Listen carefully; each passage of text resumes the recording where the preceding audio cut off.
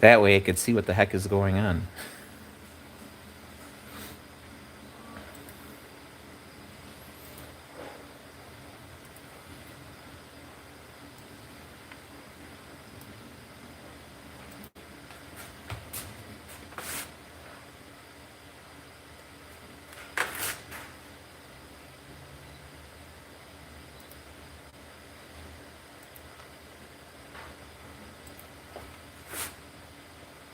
All right. Let's make some sawdust.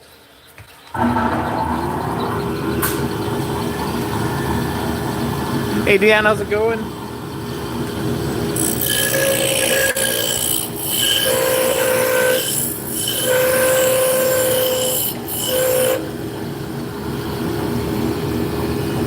It's got to be, what, like, almost midnight?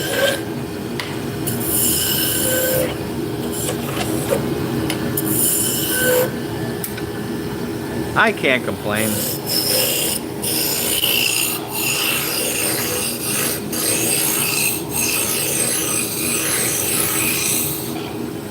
Pretty close.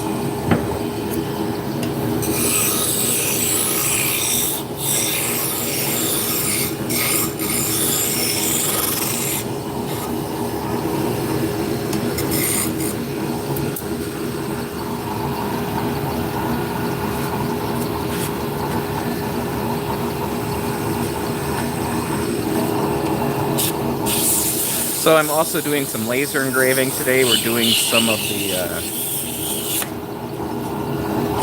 Turkish delights.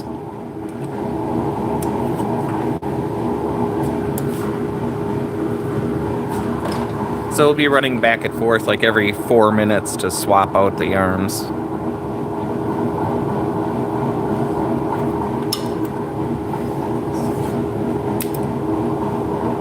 So we got 2 3D printers going. We're making those nitty natties for wrapping the yarn on.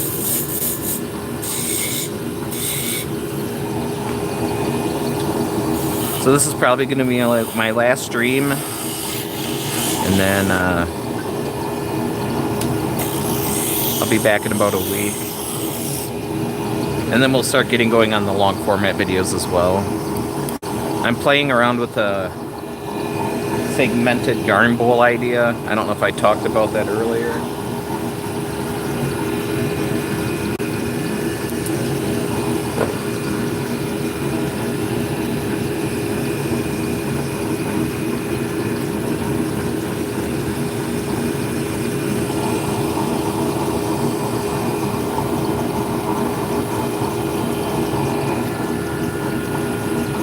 What?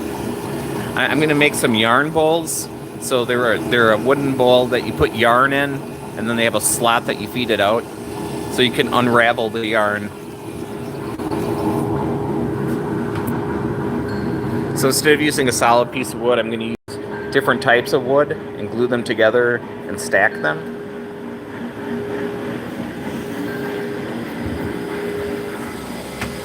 See if we can get you in here.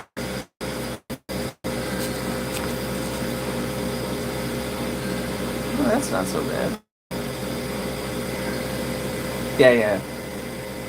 Hey, Plotting, how's it going?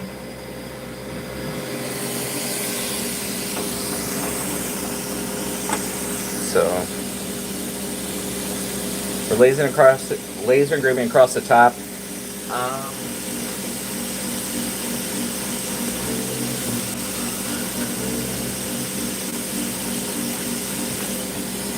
So a very quick sanding changes it from that to that.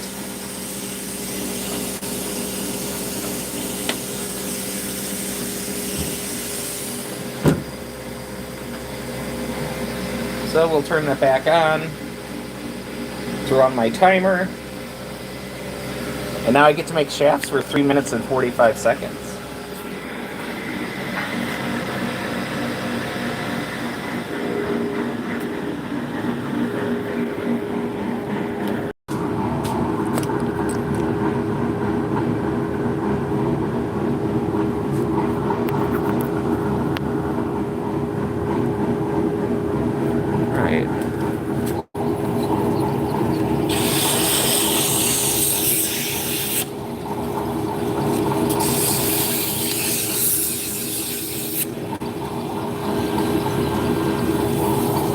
So my order of supplies is getting longer and longer.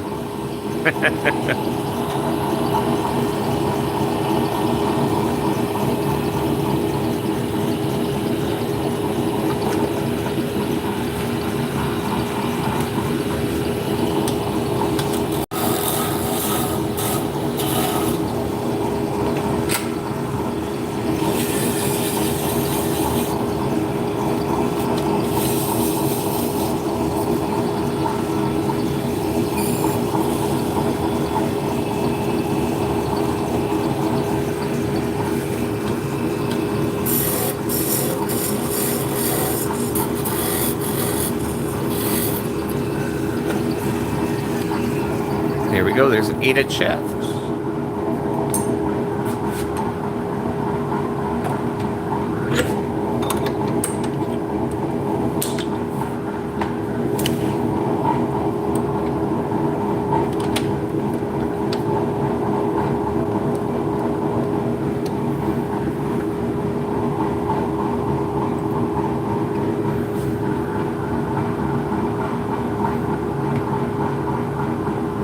Yeah, that's a very good idea.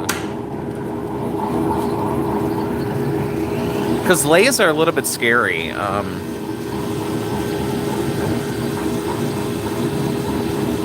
Right, right.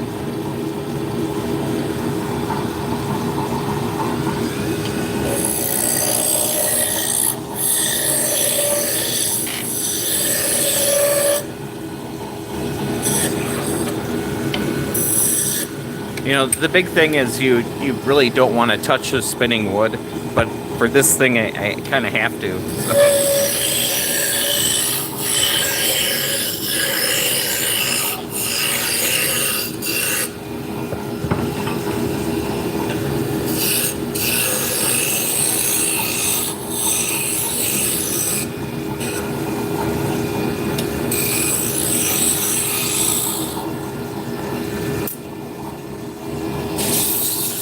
Yeah, I was thinking of trying to get a hold of Harbor Freight. Harbor Freight's kind of like, I don't know, an import business that sells a lot of tools.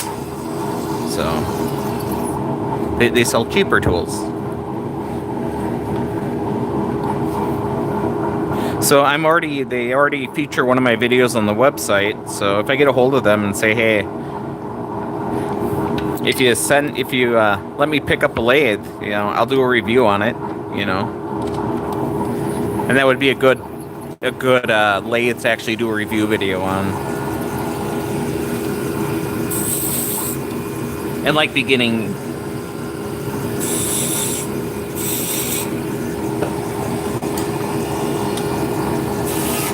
videos. All right, I gotta go switch over the laser engraver. I'll take you with again. I don't think I'm going to take you with all day, but...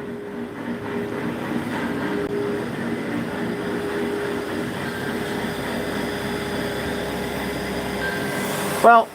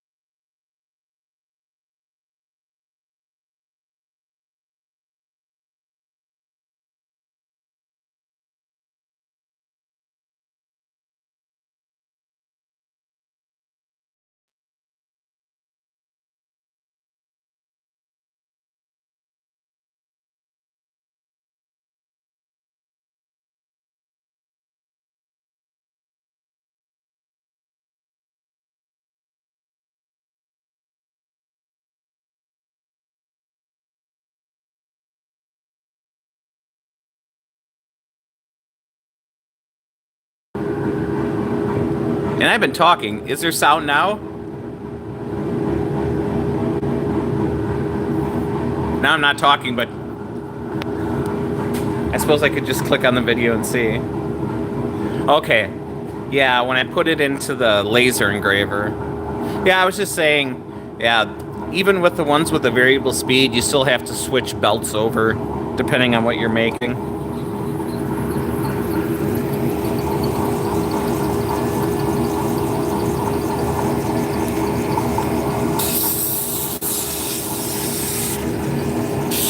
Yeah, this lathe, it isn't the best lathe on the market, but it's certainly not the worst.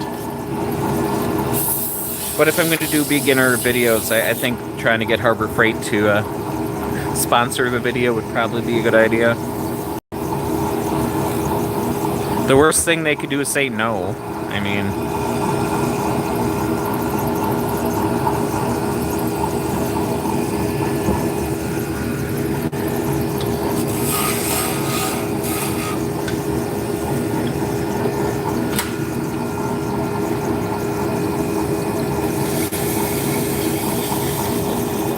So I do have a potentiometer.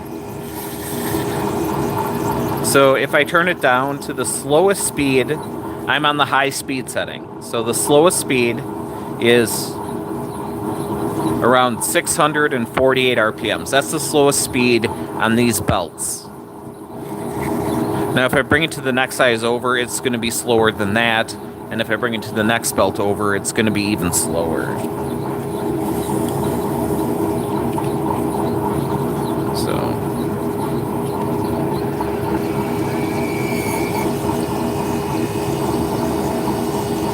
So I can change the speed within reason with the knob.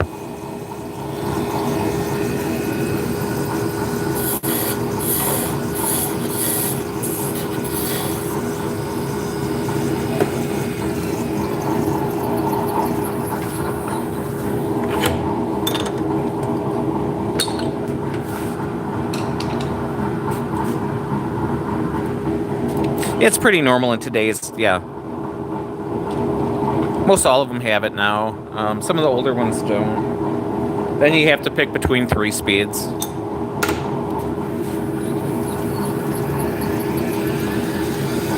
Yeah, so if you look at the controls over here.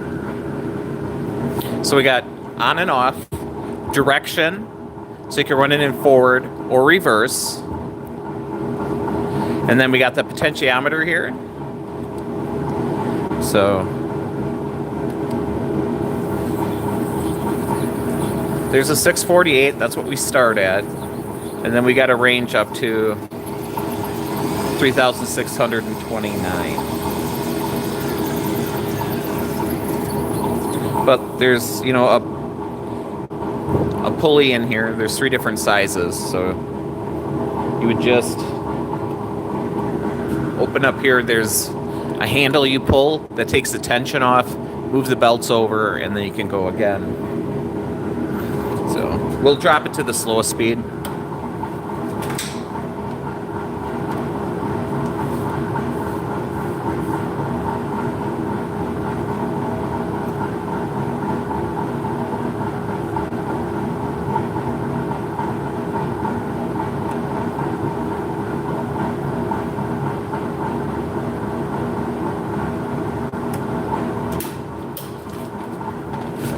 So now when we turn it on,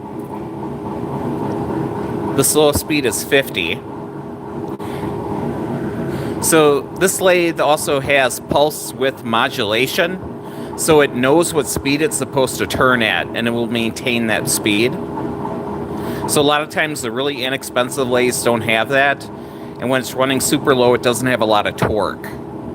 So this has a lot of torque to it at this slow speed. So from 50, and then we turn it all the way up. And now we're spinning at 545 RPMs. And then there's a middle speed range too, so.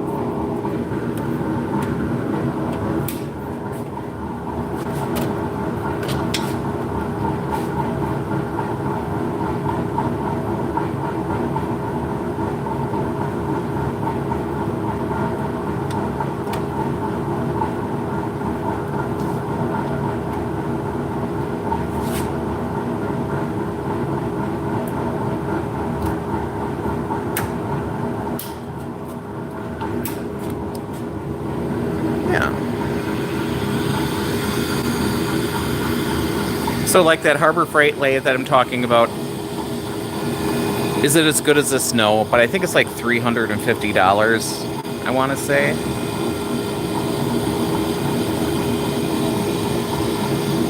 Yeah, the length of it. So you also have to consider, let me grab something.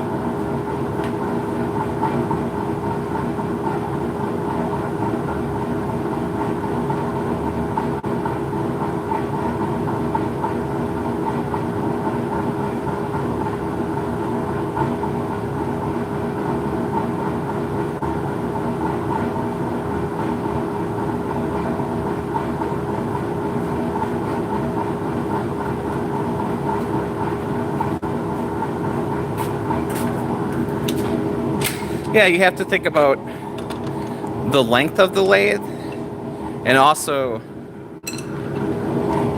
how big you could turn on the lathe. So we're gonna go imperial because I'm in America. So if we look here, from the bed to the center here is about 6.5 inches, right?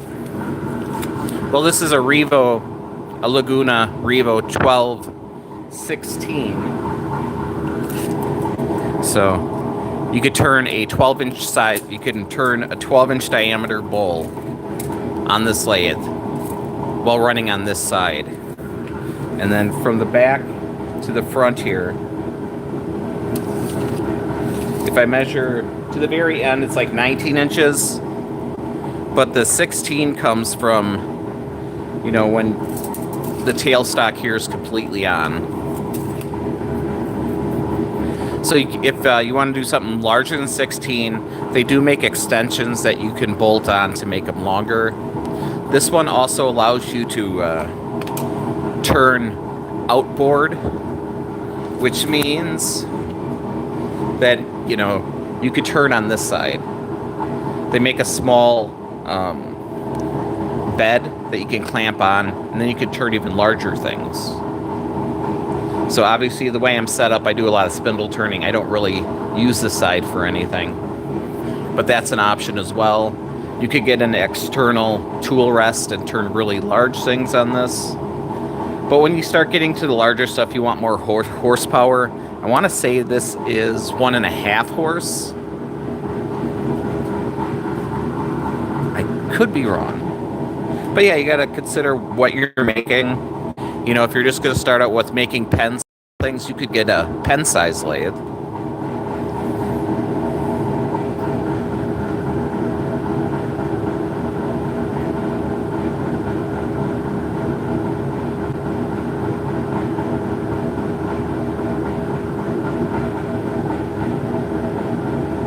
Oh, I'm sorry, this is a 1 horsepower DC permanent magnet motor. Designed with a pulse width modulation system, provides constant torque across the entire speed range, allowing for powerful performance, even at low speeds. There we go.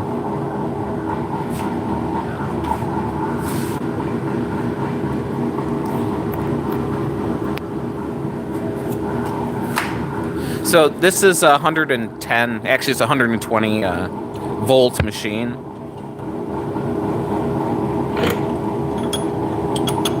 I do have 220 in the shop,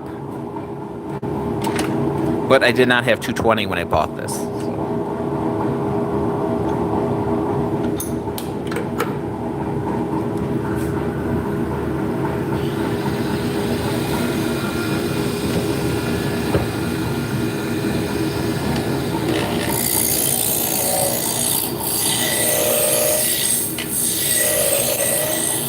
You know, it comes with like an 8-inch Y tool rest. This is an aftermarket one. This is 12 inches.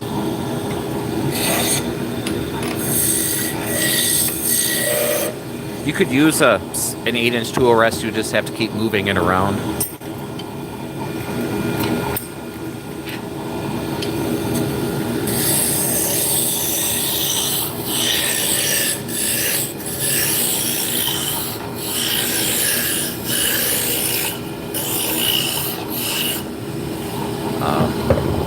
This one also has indexing, So on the top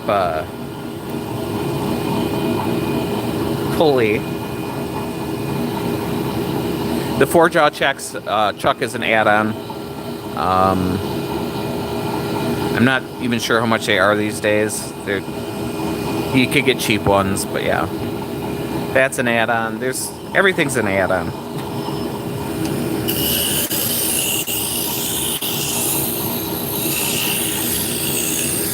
Yeah, that's the 4-jaw chuck.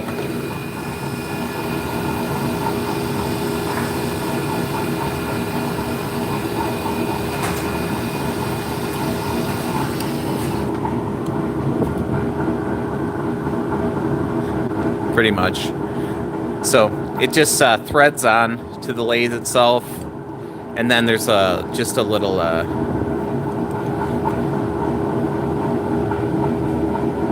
set screw to tighten up in there. This one doesn't have it in, but yeah. So it's basically just a big gear that brings everything in.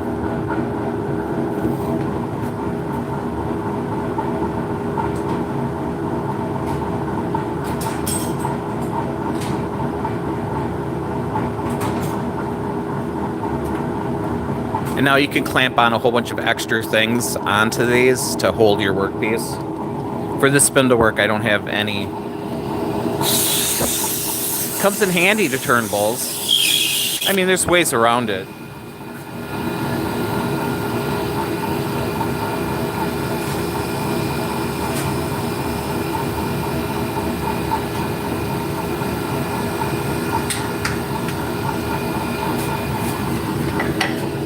So what you would do is you would make a tenon on the bottom of the bowl, and then you could take these and you can actually put it on the inside and pinch it on the outside, or you could put this on the outside and pinch it on the inside, depending on how you're doing it. And that will hold the bowl while you're turning it. And you could get a big plate that goes on the top here. So when you're done with the bowl, you could put it on this way and then clean up the bottom. Or you could just screw on a face plate like this and then screw your bowl into that. You could glue on an extra portion to put in there if you want to. So do you need it? No. Does it come in handy? Yes.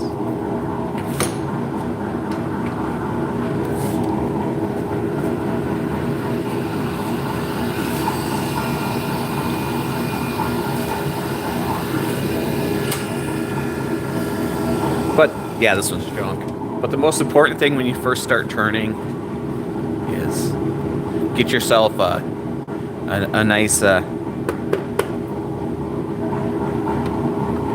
face shield.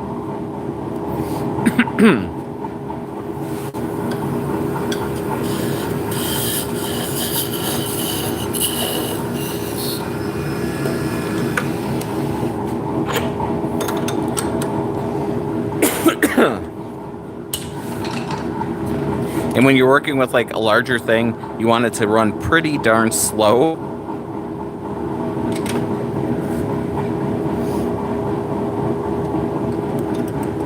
Especially like the first, I'm not a big bowl turner. So the first few, I'm going to be very ginger with them. Things can come off the lathe really quick. And for some reason, it wants to hit you right in the face. So.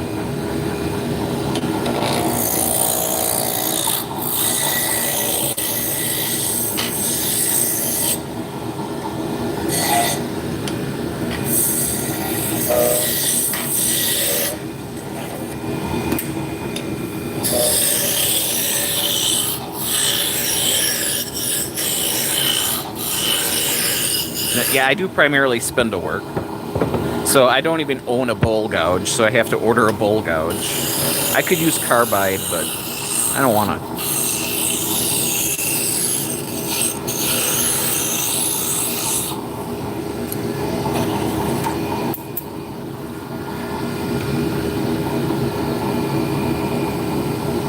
Well, if I'm making small stuff like this with the square stock, it's full out, as fast as the lathe will go, because it's a very small diameter.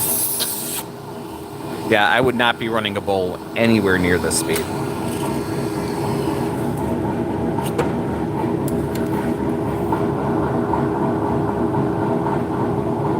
And the nice thing about these chucks, you know, they also make 3-jaw chucks, but the 4-jaw chucks let you clamp onto square material.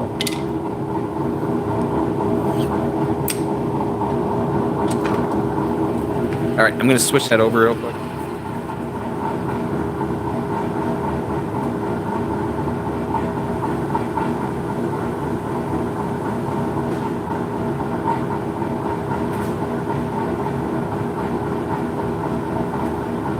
So that laser operation, since it's so small, takes about 3 minutes and 30 seconds. So I have a timer going.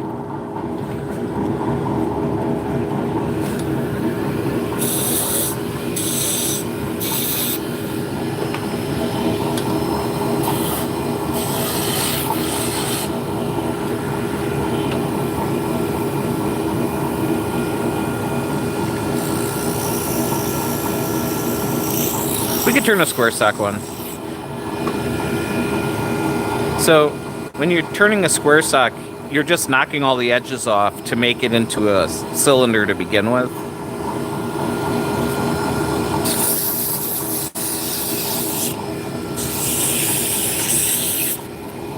So it just takes a little longer. So the main purpose of me starting out with using the doweling is just because it saves me that time and I make less wood chips.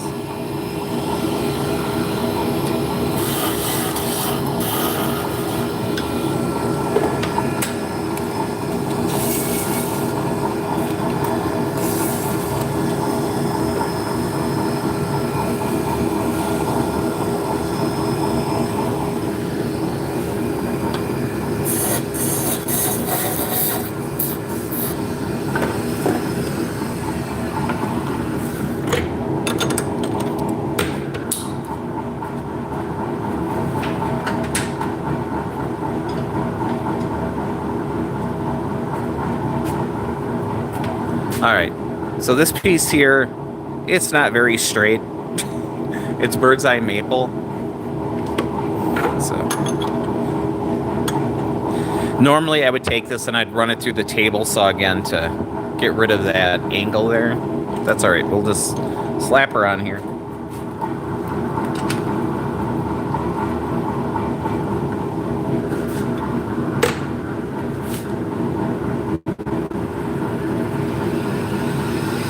Alright, so obviously I am not going to touch this because it is square right now. So we're going to take some light passes with the gouge.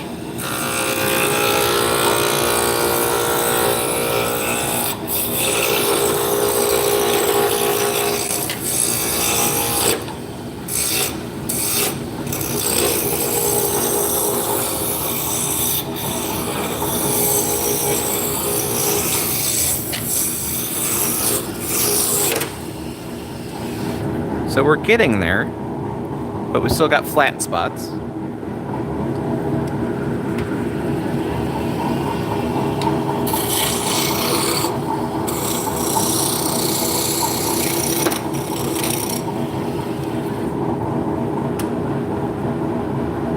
So we got a knot or something happening there.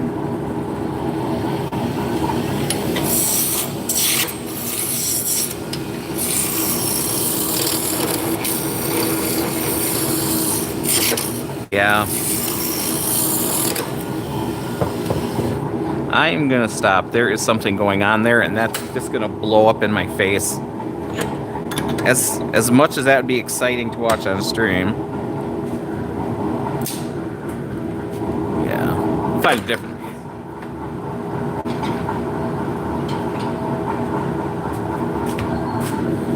Alright. So we're gonna use this hard maple here. I'm just gonna switch over to the laser.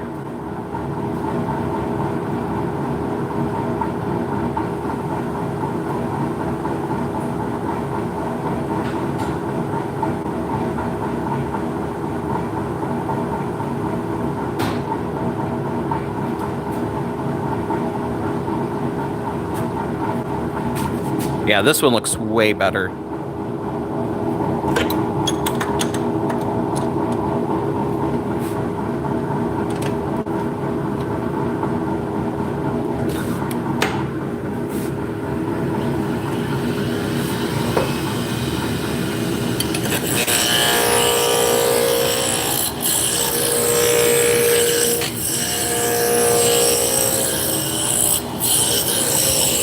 So if you're wondering if you're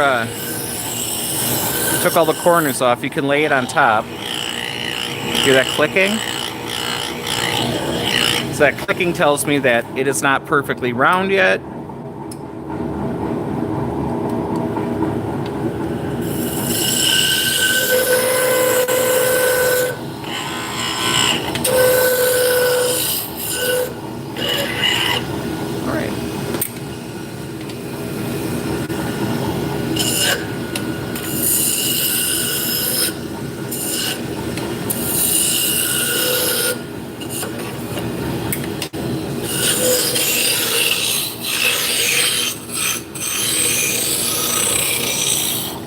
Stuff is just chocolatey brown.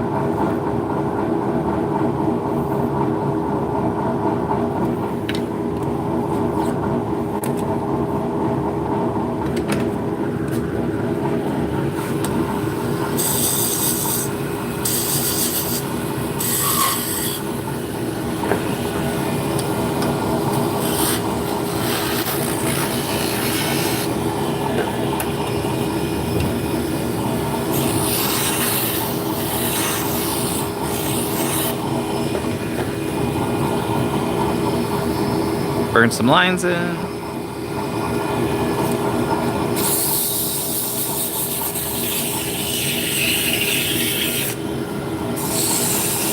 Yeah. So you can hear if there's flat spots on the wood or not.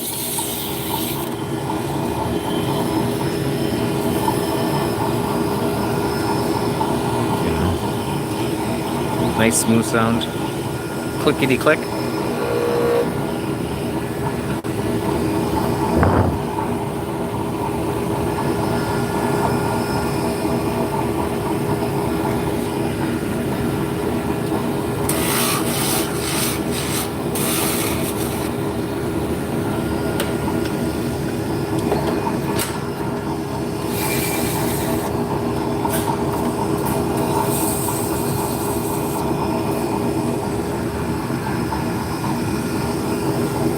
Not a problem.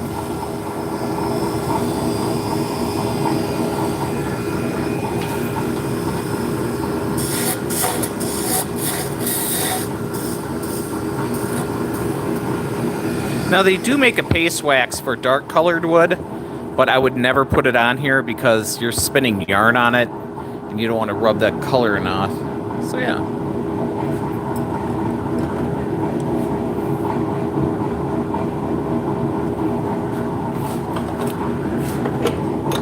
All right, I gotta go switch the laser.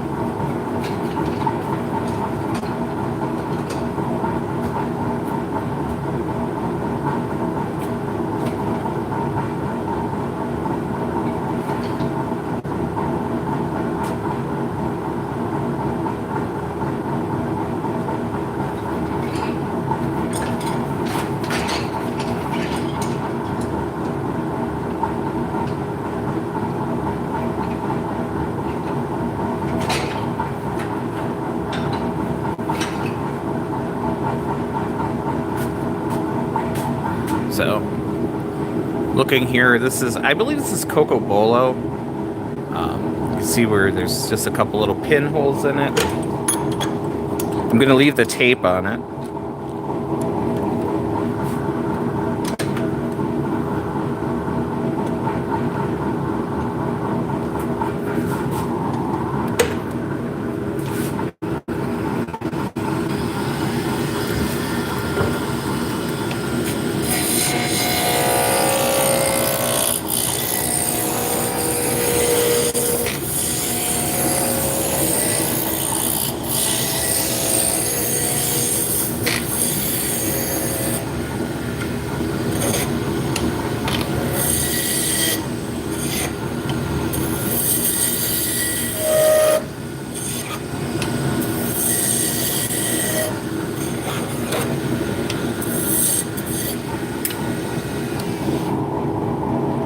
This stuff is gorgeous. They haven't had Coco Bolo at my mill in quite a while. But that grain is just so pretty.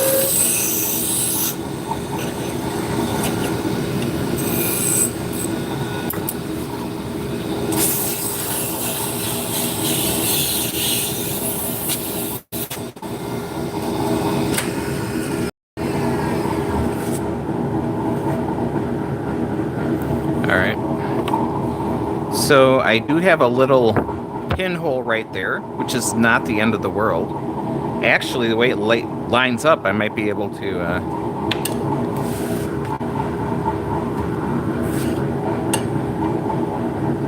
if that kind of falls into where the beads are, I might actually remove that. Otherwise, I'm going to fill it.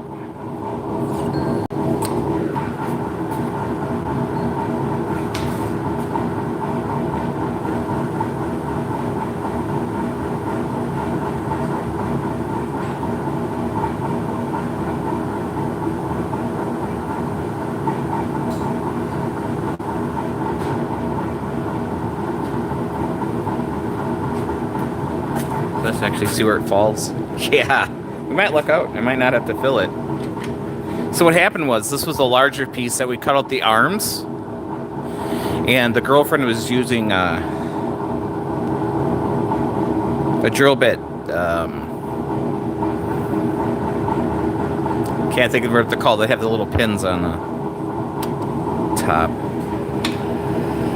Brad point. She's using a Brad point.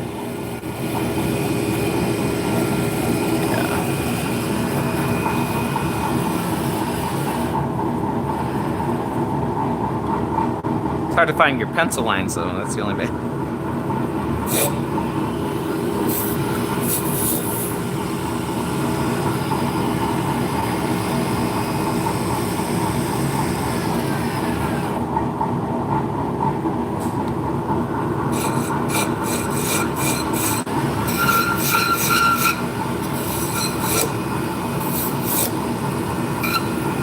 See if that pinhole is gone. It's still there.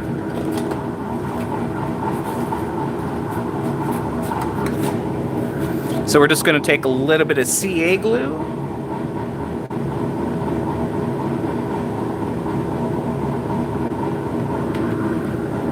We're going to fill that hole.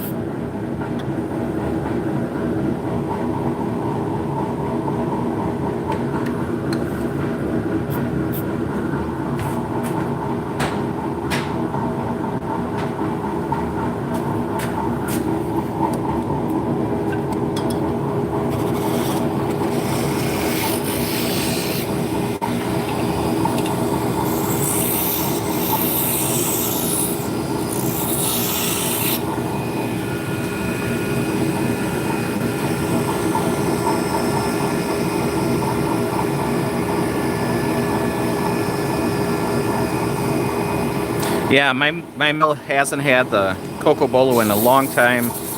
They started bringing in some other rosewoods.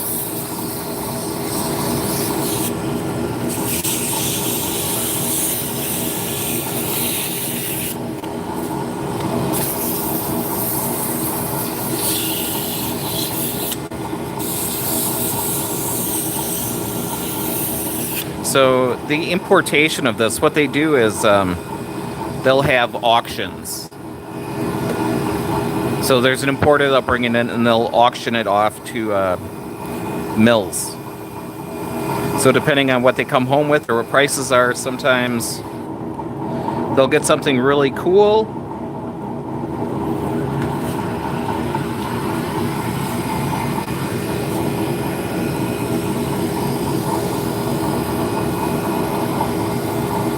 They had a bunch of kingwood, which is gorgeous. It's rosewood that has like a lot of deep purples in, like smoke on the water, deep purples. Got some ringing going on.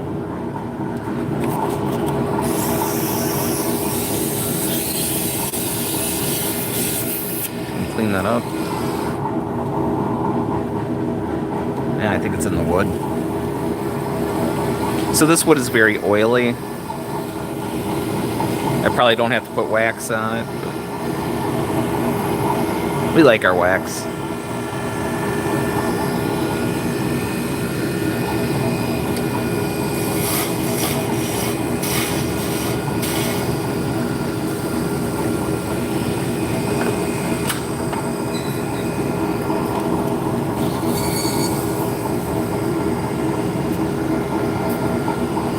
It's still available elsewhere. I'm sure I could go online and find some.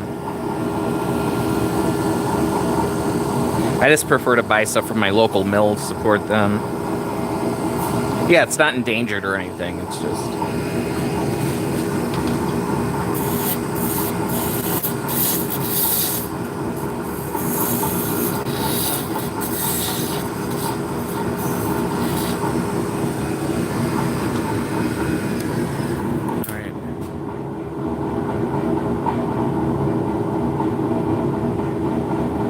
So there's some really pretty grain down here.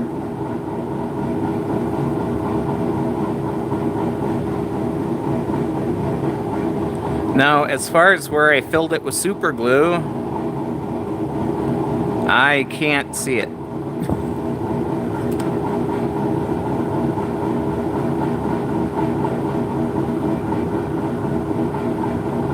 Yeah, very pretty.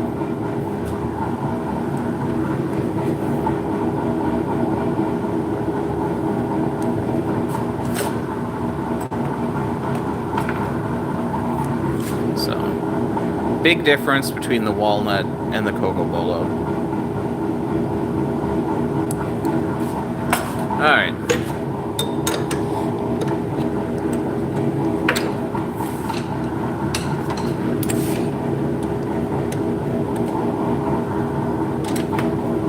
Big difference price-wise too.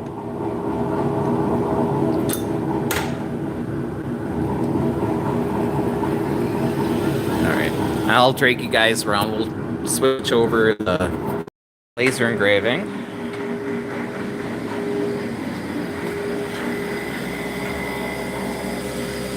I'll try not to hit any buttons this time.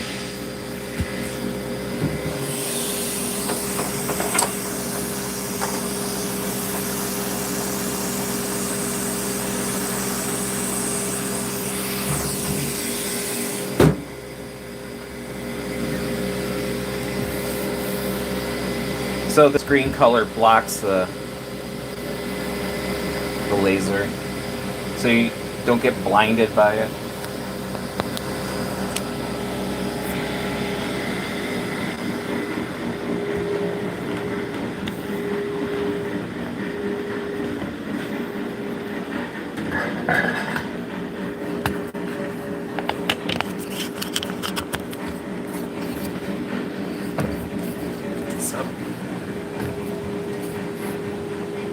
All right, we're going to switch over to the 3D printer.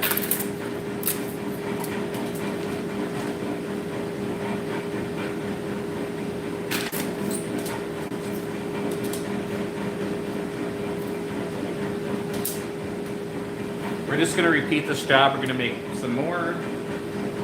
Print again. We don't need to do the bed leveling. It knows where it is. Print. We're going to get an error saying I have the wrong nozzle in. Come over here, do the same thing.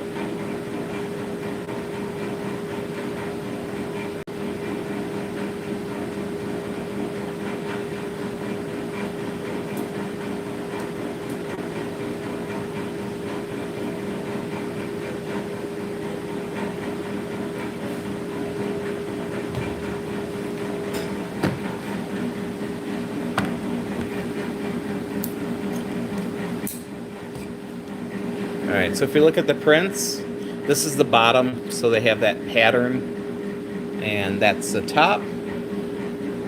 There's a hair of stringing, you can see that. But other than that, they look good. We're just going to take a little torch, say go away, and that's it.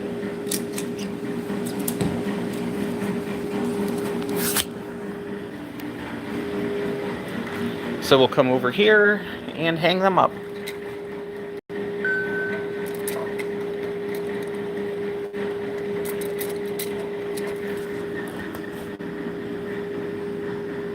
Here we go.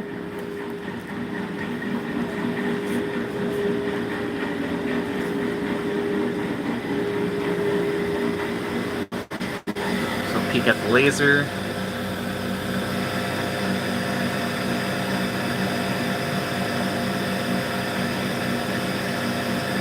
So the laser's set up to accommodate for the curvature.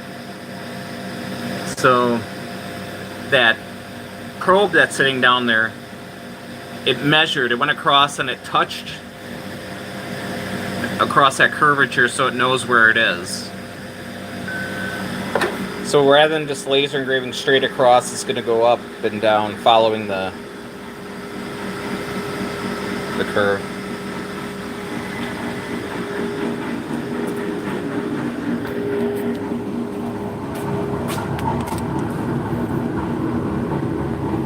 So we're waiting around on a delivery from UPS today. We're getting some more fiber in. And then we also have an oil change and tire rotation this afternoon. So UPS was supposed to drop off between 8:30 and 1. And our appointment's at 2, and then they changed it to 1 o'clock to 5 o'clock. So we'll see. One of us is going to stay here, and the other one's going to have to go wait at the mechanics. Yeah, it's not too bad.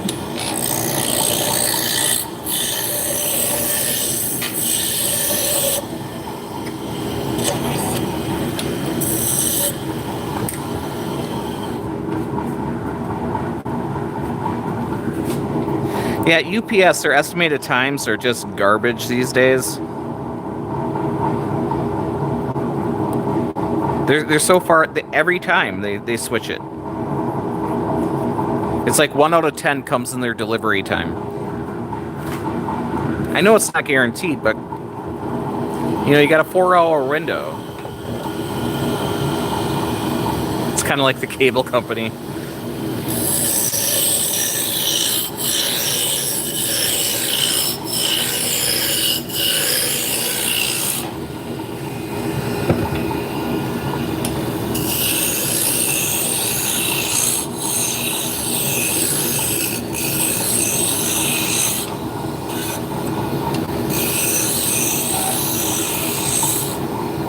So I've been looking at what we're getting rid of for large waste pickup.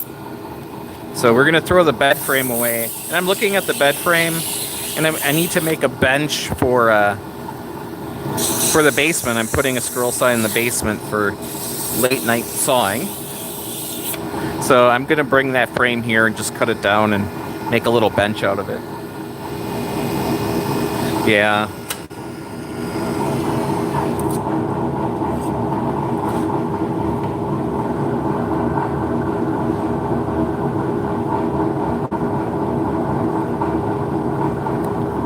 Well, we don't have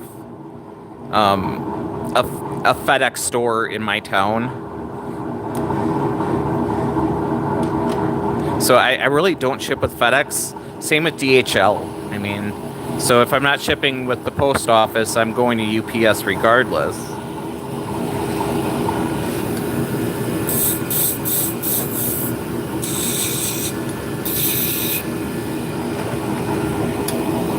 And normally it's not a big deal. I just got plans for today. Amazon is the same way these days. They used to be really good, and lately it's just been really crappy.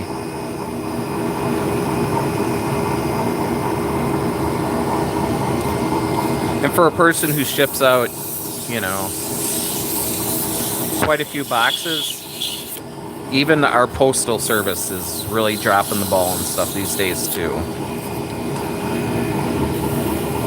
It's not like they're jacking the prices up on everything and the service is going down.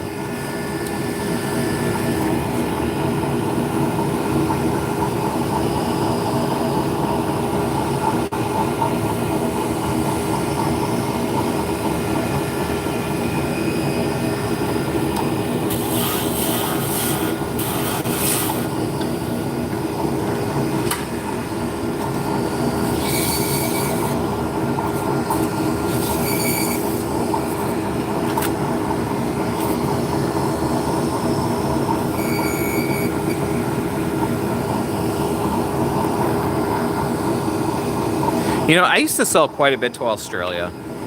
Quite a bit.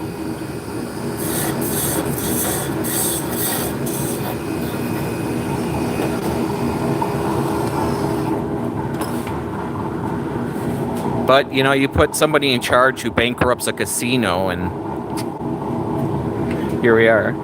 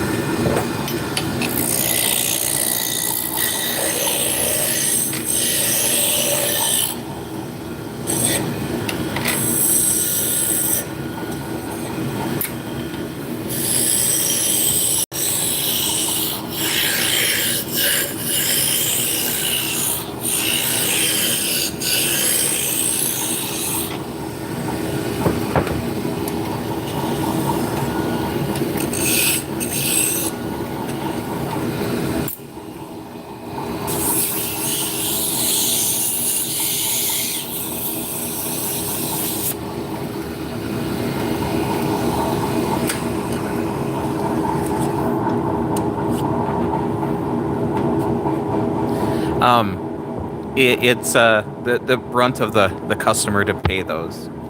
But, you know,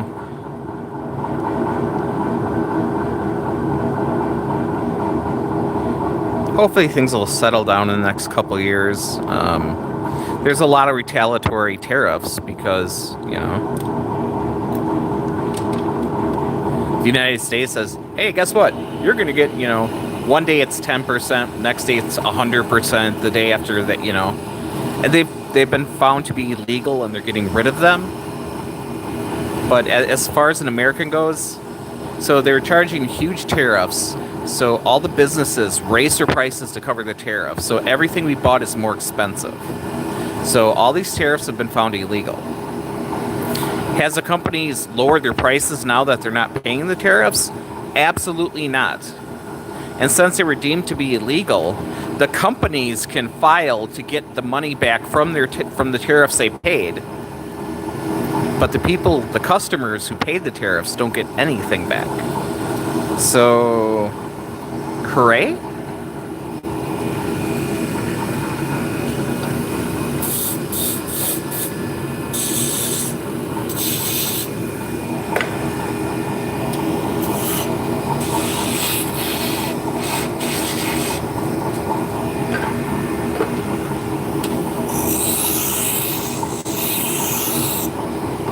Yep.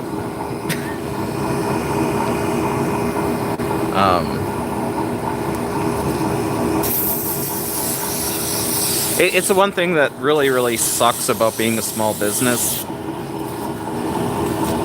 You just don't have any control over any of that stuff, you know?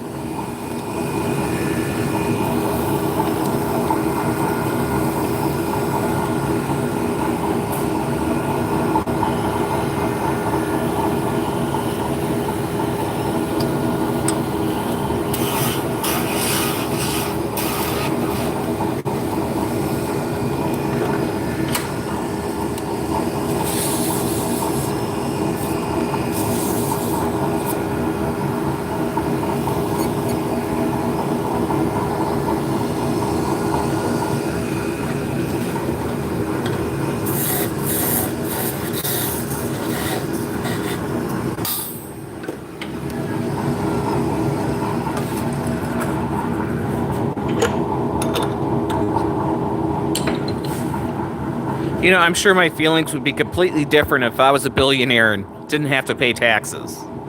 I'm sure I would love this administration.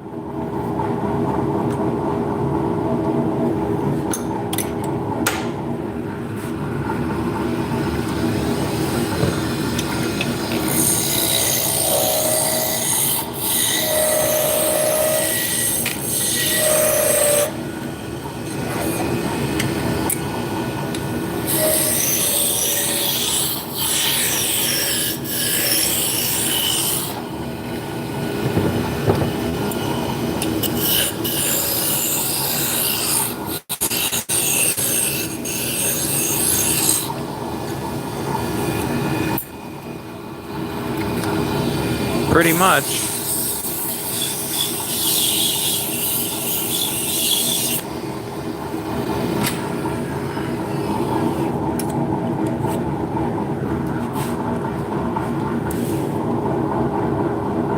I mean, it's happened in the past, you know?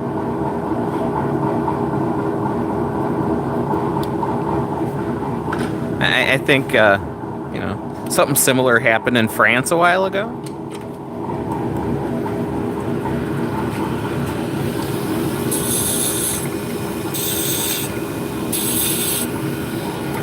We don't even get cake.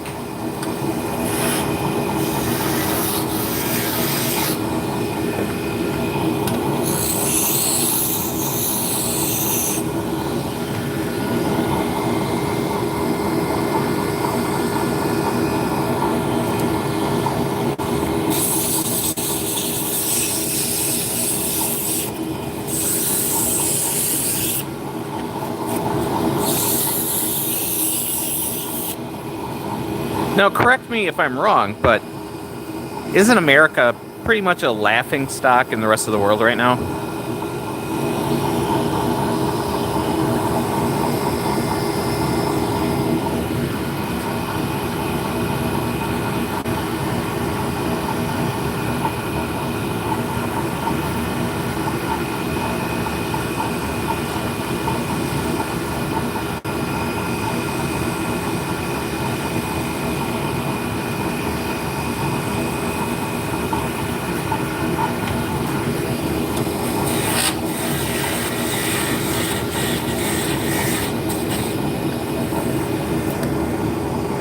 I mean, it is going to take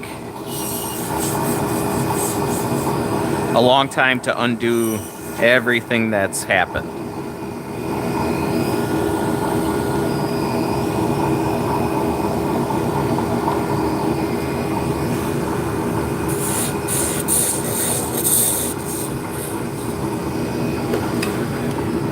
Here we go, 6-inch.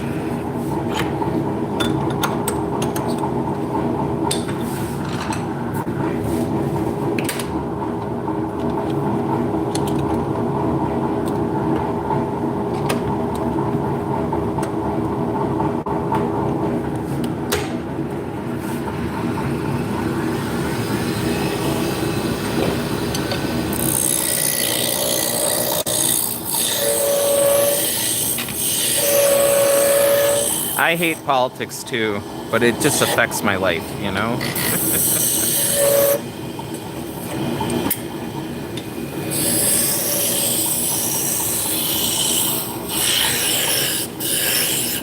We have women dying due to atypical pregnancies because they banned abortion. So these women are bleeding to death and no hospital will take them in.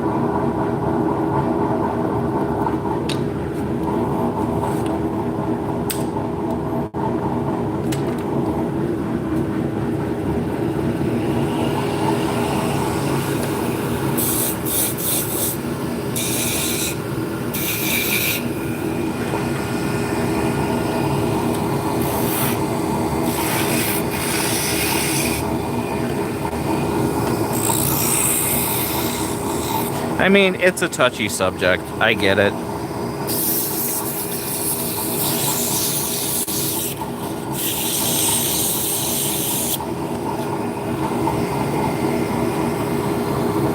But no exceptions for rape and incest.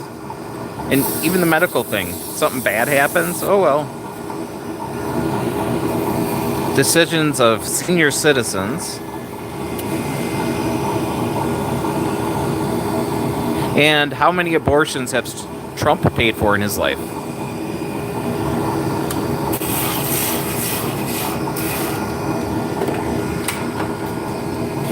I don't know, man. We'll see.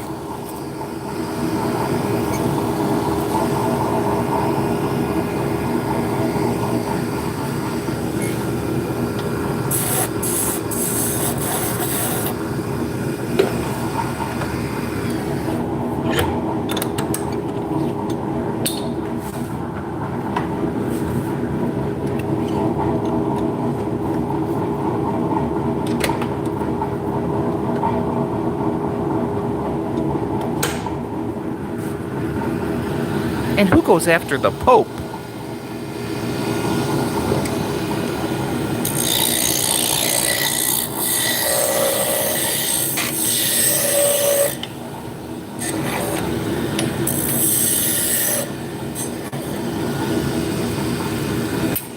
I mean, it just feels like we're in Bizarro world.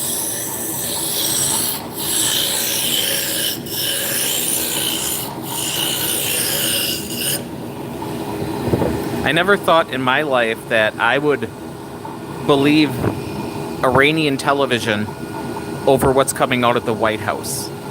That's sad.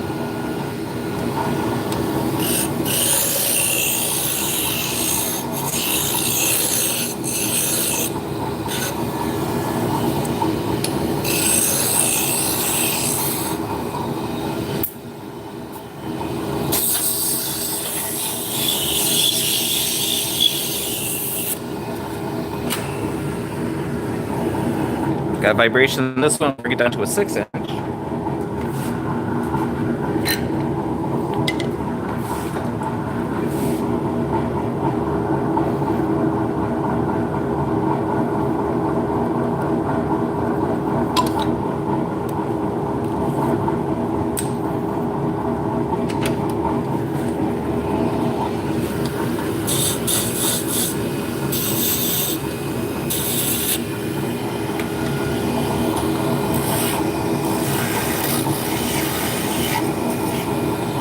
So my mother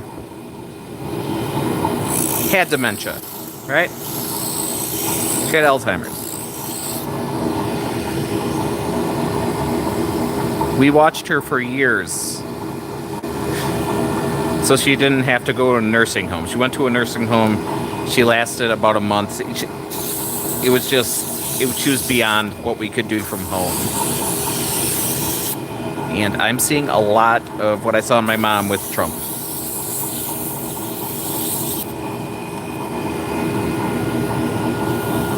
His expressions, him falling asleep, it's just... I've gone through that. I would not have let my mother run the country.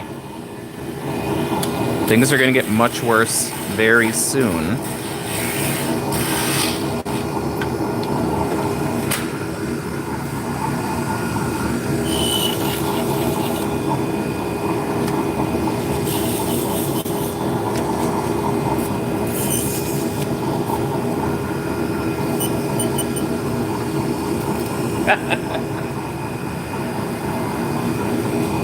That doesn't make me feel much better.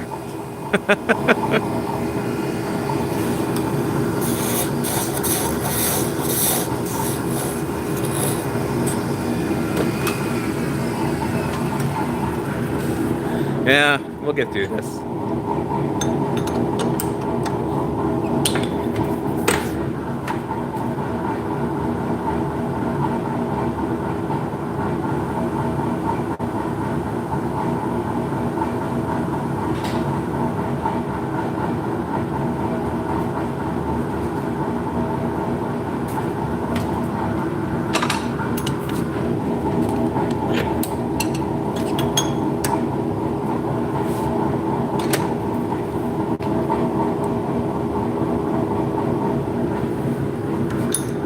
So, Donald Trump's father also had dementia.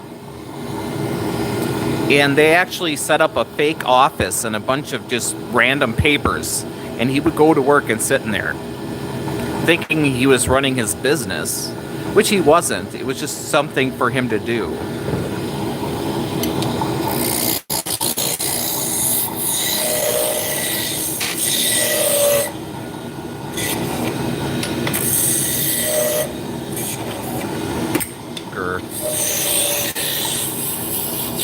But anyways, yeah, wood turning is fun.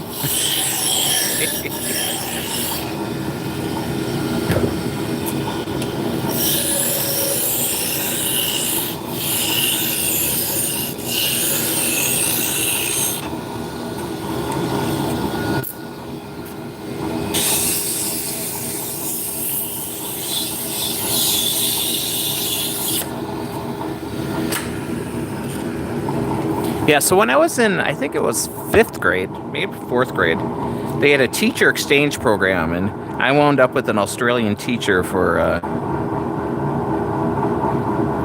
half a year.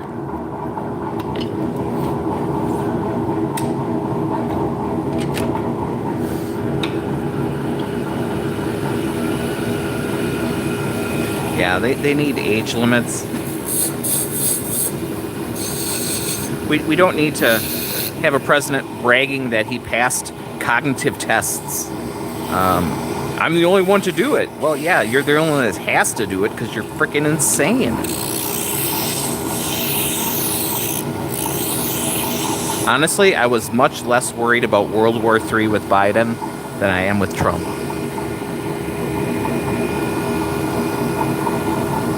Yeah, she was all excited. She was here over the winter. So she had to go get her picture taken standing on a lake. Look, I'm standing on ice.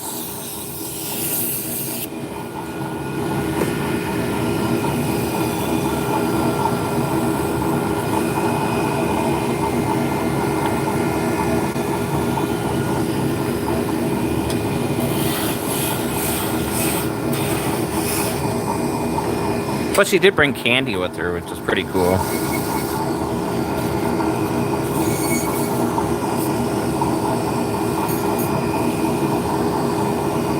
So I'm not a Trump supporter. I have never been a Trump supporter.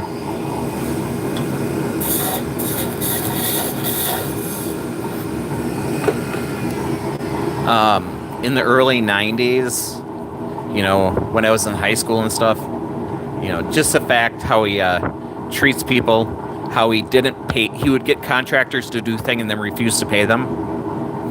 He screwed over a ton of people. So even in the 90s, it was like, oof. He's a big TV star with The Apprentice. I have never watched one episode.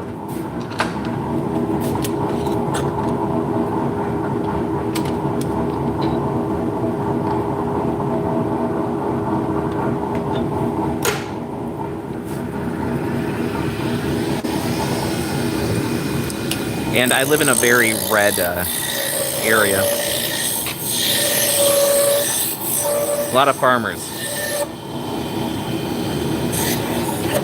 I grew up as a Republican, but it's like the party is just so crazy now. I've been I was an independent for quite a while, and then I just said screw it. I consider myself to be a Democrat.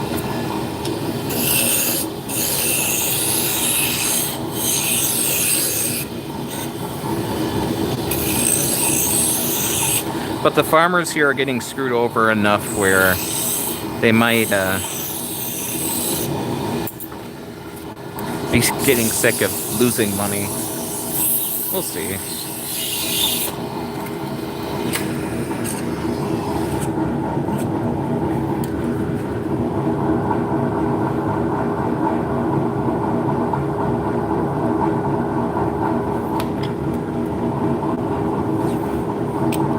Yeah, it's just he surrounded himself with a cabinet that doesn't have any qualifications to do the jobs they're doing, and everything is based around Project 2025, which is dismantling everything so the rich can be richer and screw the poor people.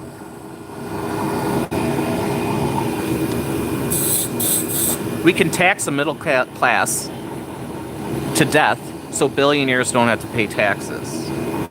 You know, the thought of, well, if billionaires don't pay taxes, they'll invest more money into the economy. That's not the way it works. It's always been the golden rule. The person with the gold makes the rules. Now, I'm not a big political debater kind of person, but yeah.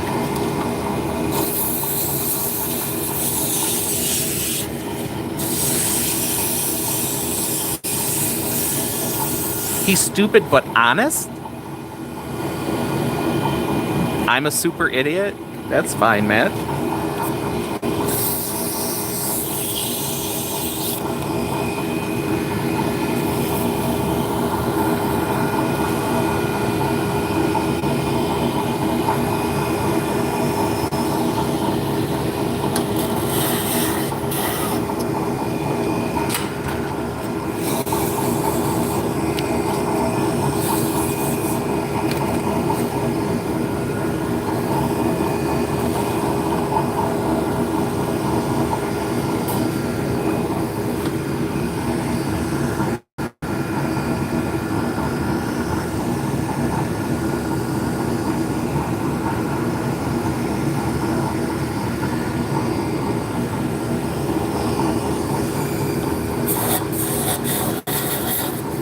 Have you looked at the president's approval rating from Fox? So, I might be a super idiot, but I'm in the majority of super idiots.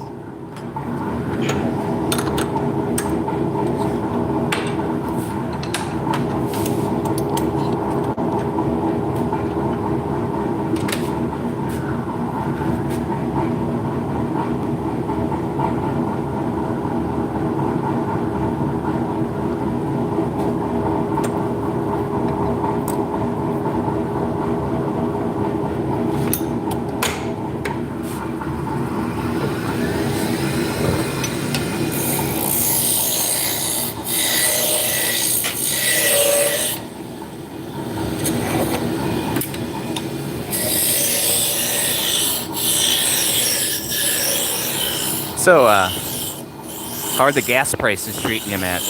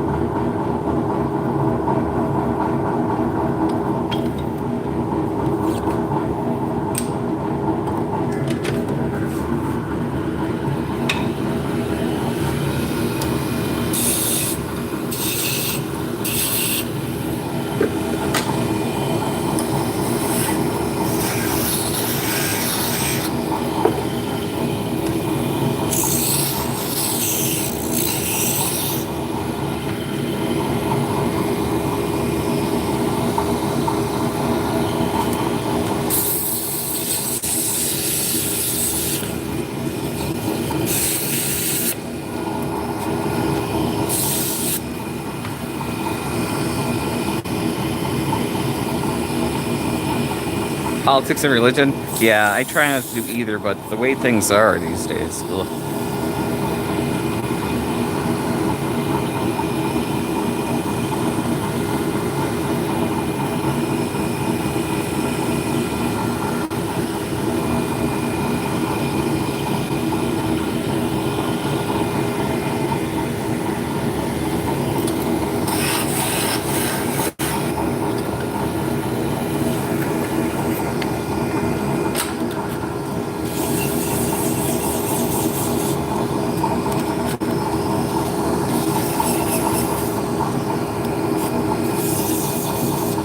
Oops.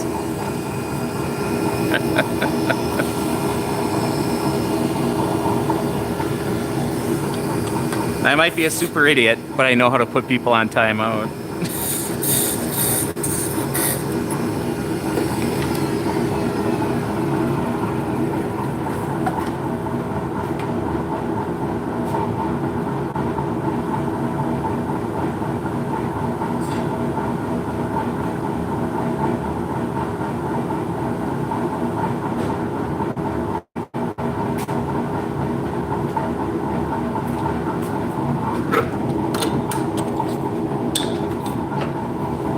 Now, if he would just have replied, I would have been fine with it. I don't ban people, and I tend not to put people on.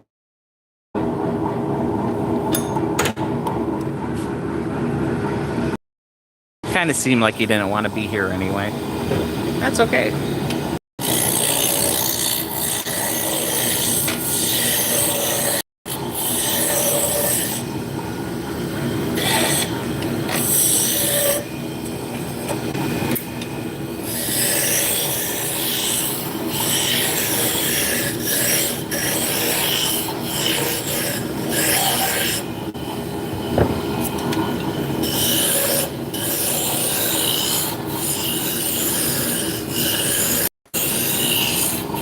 It's okay.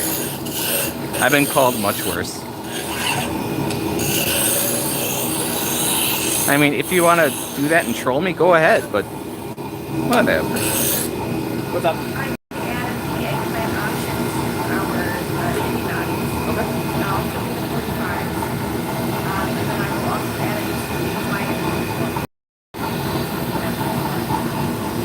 Oh, by the way, I'm a super idiot. Yeah, because I don't worship our Lord and Savior, Donald Trump. So he's like, yeah, Trump is stupid but honest. Wow. Yeah. Yeah. I'm already tired of winning. You're right. I've done so much winning. I'm so tired of winning. Ugh.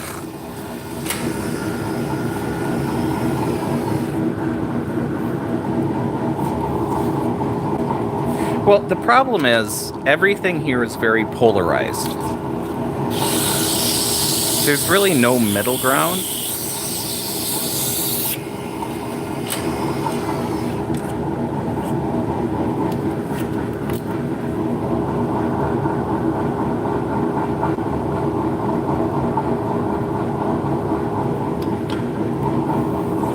Midterms are coming up.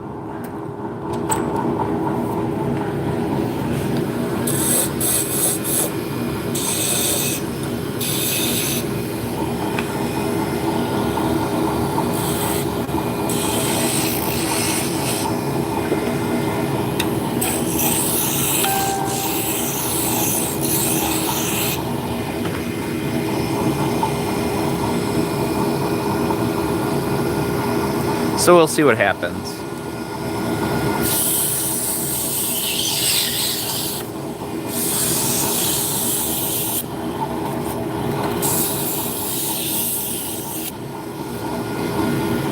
You know, it's just even little things like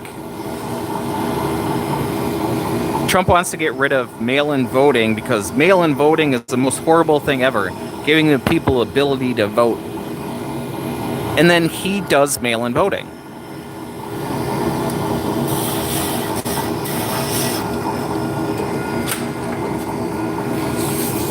So our Congress and the Congress, so the Senate and House of Representatives, next year there's going to be an election to replace them. So what's going to happen is some of their terms are expiring, so there's going to be another election. So right now the Republican Party controls the House and the Senate and the presidency. So they have a majority rule of all of that. So they should be able to pretty much do what they want to and get things passed. But they're not doing any of that. Everything is, nothing is going through Congress.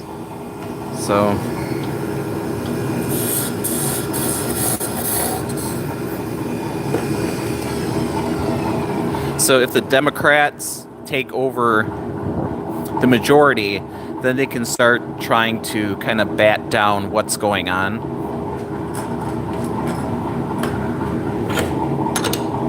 So they're not passing anything anyways. If anything comes up, they just leave.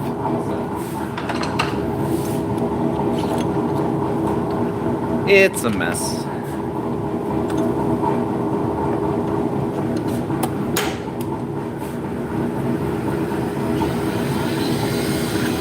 Pretty good. How are we doing? Welcome back. So we are laser engraving, 3D printing, and making shafts today. This is going to be my last day of production. We're going to package on Monday, and then we're leaving for a week, so can't complain. Today was just kind of killing time. I don't have anything really bearing down on me as far as I got to get this done.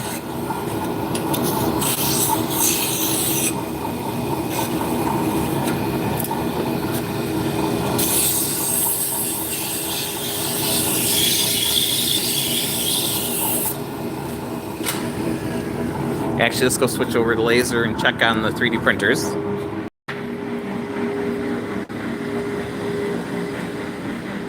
All right. What happened here? Try that again. So I had a Z-axis arrow here. Nice! We need Tuesday turning Tuesdays. That's awesome.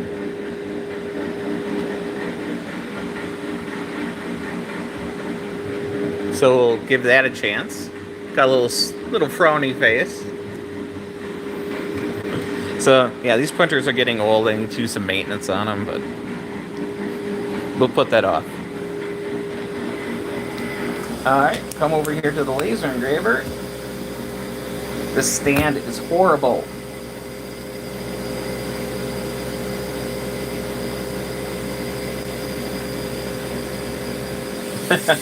I can understand that.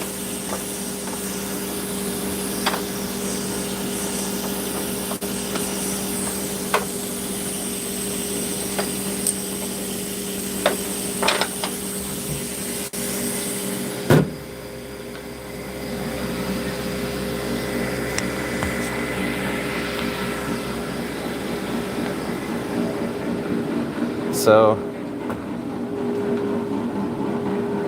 how much for a 3D printer?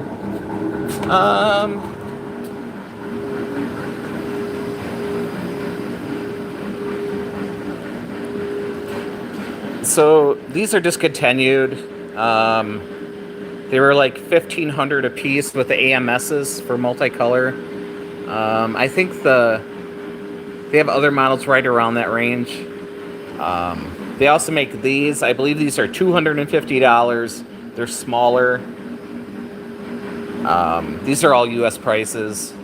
So, big difference. That can do multicolors, so you can, make little toys with black eyeballs and whatever. They make this one where you can do 4 rolls as well. I don't. I just do a lot of single color printing. You can get like this style printer for a couple $100 too. These are my old ones.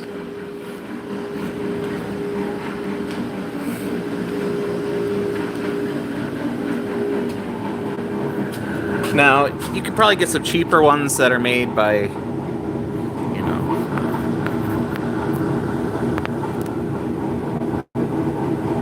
other companies as well.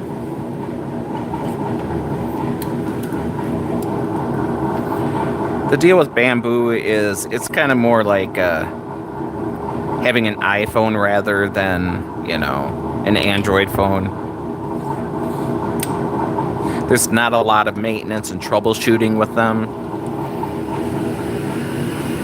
Yeah, you're going to learn a lot about how to fix a 3D printer if you buy a cheap one.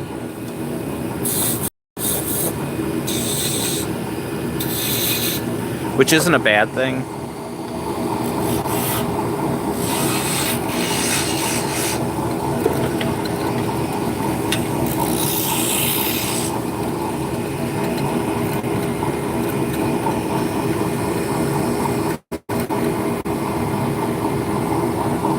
You know, it all depends on what you want to make and what you want to do.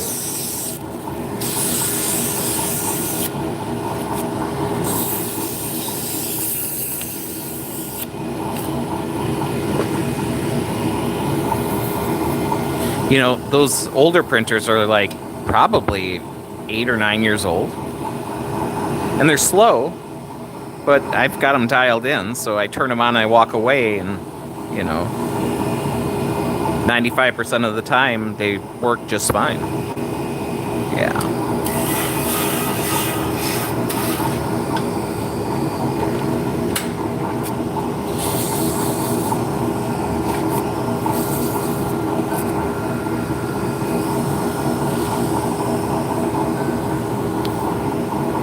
But, you know, as a woodworker, it's really nice to be able to just make templates and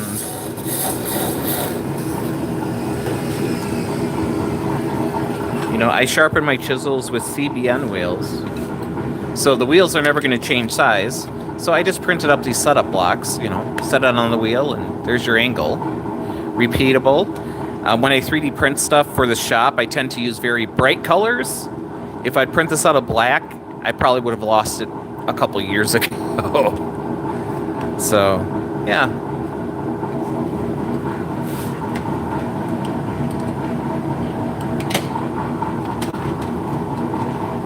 So I've made a whole bunch of these little collets. These are flexible. So I could put they're square, so they fit in my 4-jaw chuck.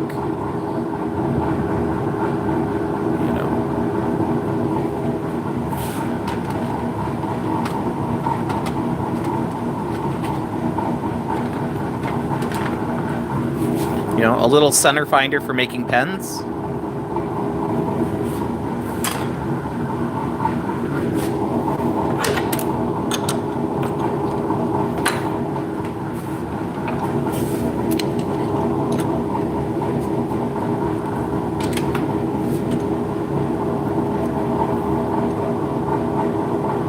This thing is very bent. Very, very bent. Normally, I would just move on, but let's play with this one.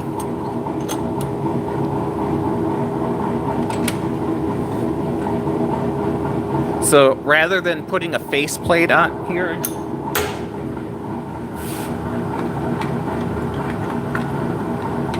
so I turn a bunch of little bowls.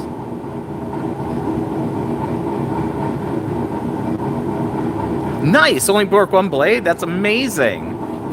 Yeah, blades are gonna break.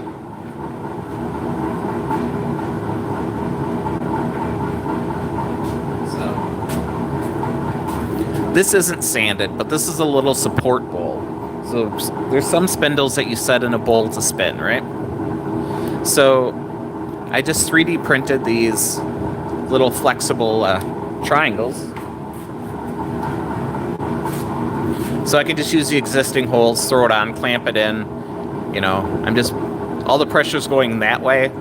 So these work really well for me.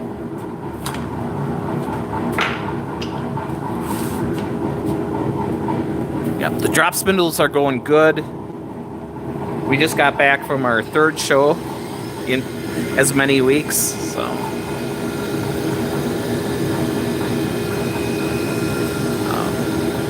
Yep, today's kind of just make some shafts, you know. No big rush today.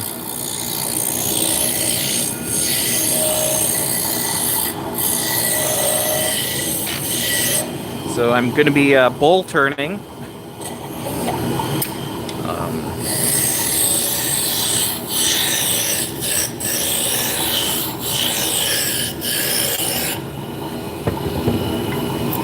We'll see how that goes. I'm also going to go back into pen making. So I'm kind of switching up what I'm making to sell at shows. I'm getting boring and more expensive.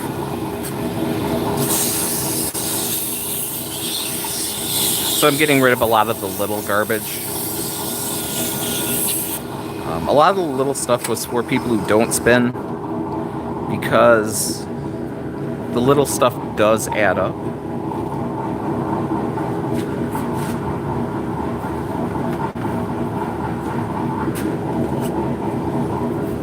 Yeah. So I'm getting rid of all the AI stuff I used to make is gone. I made a handful of images 2 years ago, before I really got into what's going on. You know, this was at the very beginning, before they were putting in all these big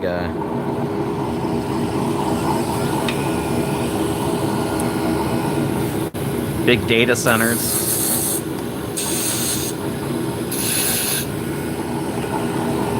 So the sucky part is, I decided a couple months ago that we're going to get rid of it. So I was using the last 3 shows to sell up the remainder of the stuff. And then I was going to have a 4th of July sale. And it's our Independence Day, so it was going to be the independence from AI, you know. But somebody on Reddit was very upset that they got a business card that had an AI image on the back. And this happened when I was sleeping in a tent in Minnesota. So I didn't catch it till like 2 days after it happened. And they just destroyed me. And it's like, nothing to do with my product. They're just upset about my business card. To the point where everybody's like, oh yeah, we're not going to shop from him anymore. And it's like, okay, that's fine.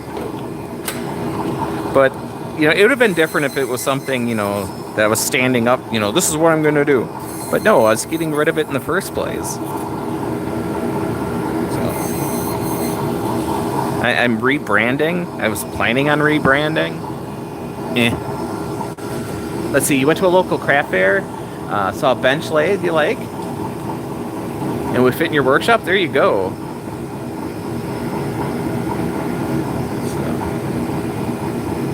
So the Axminster or whatever, that's a pretty reputable brand in the UK, right? It's like a common brand, correct?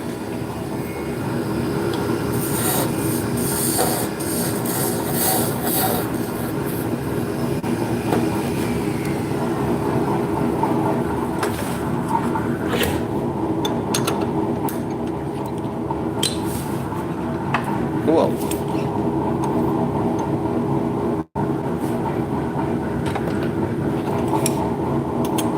Yeah.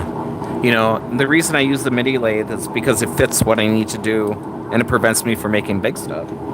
But yeah, the primary thing was, you know, I needed something that would fit in my little workshop. Yeah, we gotta switch over the laser. I'll be right back.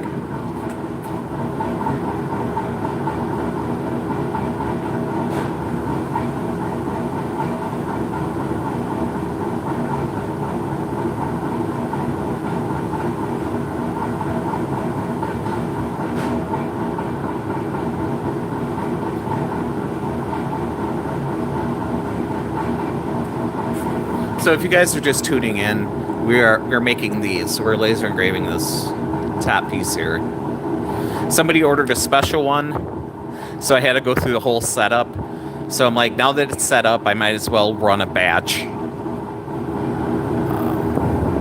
just because it's a pain in the butt to get the thing all set up. If you get your foot wet, you might as well go swimming, right?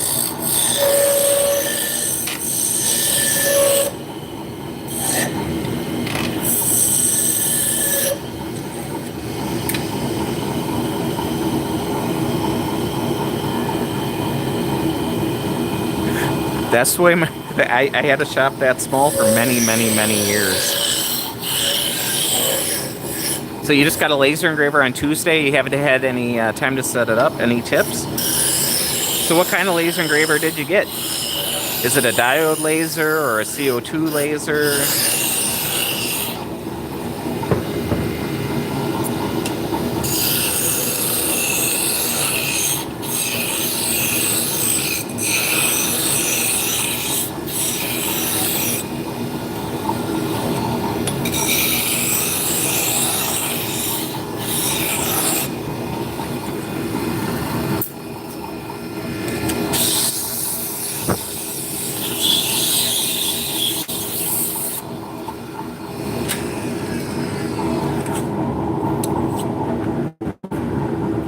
Now, depending on the laser you got, if it's like an open frame gantry laser, if it's a smaller one, you know, you're going to want to encase it, put it in something, and extract the fumes. The big thing is you don't want to breathe any of that stuff in. So when I buy a laser, they're all enclosed. Now, the little stuff I do, I only have 40 watt lasers and like a 10 watt galvo laser.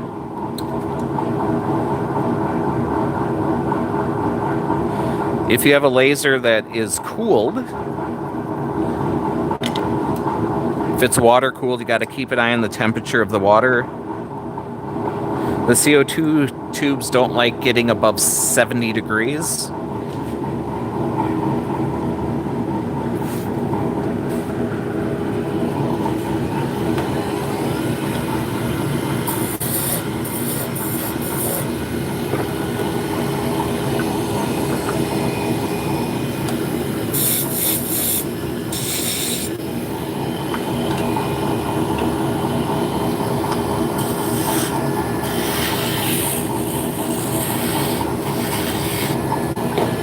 Eye protection if it's not encased. Keep it clean. The laser itself doesn't have to be clean, but your optics have to be very clean.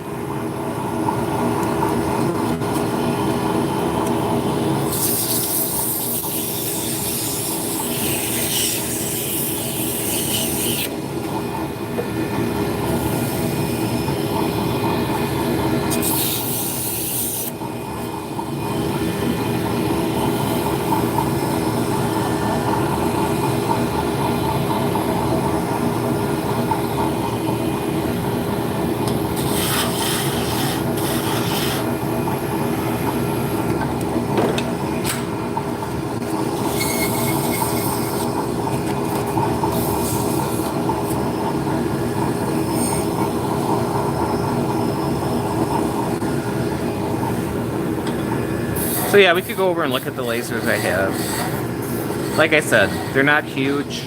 I really don't need a huge 100 watt laser for what I do.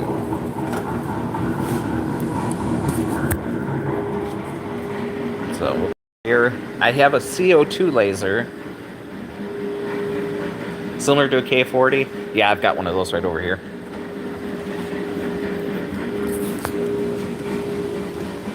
So I've got a full spectrum laser.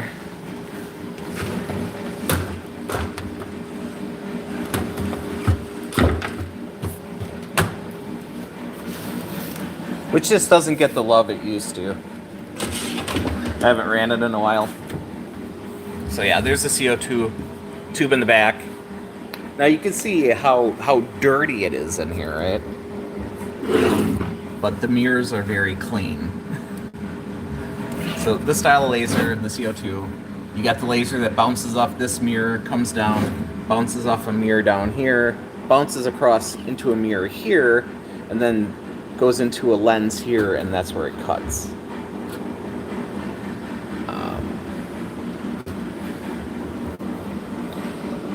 For this one, it's water cooled. So I have distilled water down there.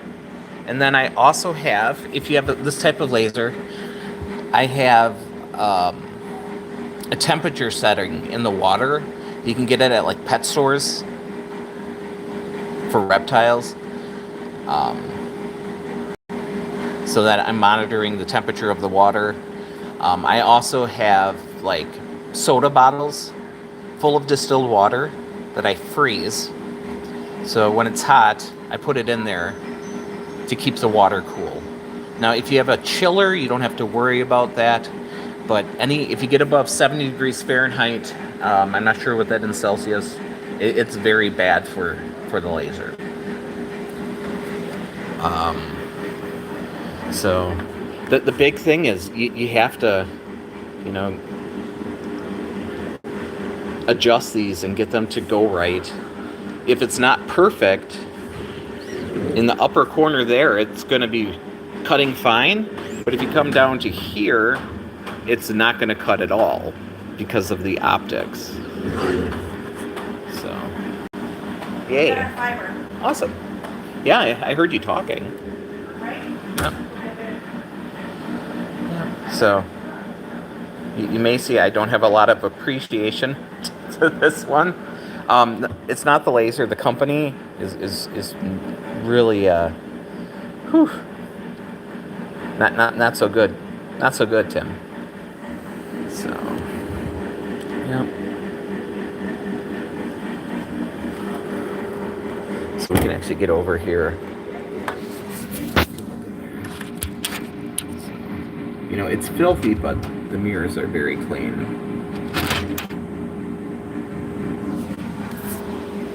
And this one has an aluminum bed on it, which isn't really the best.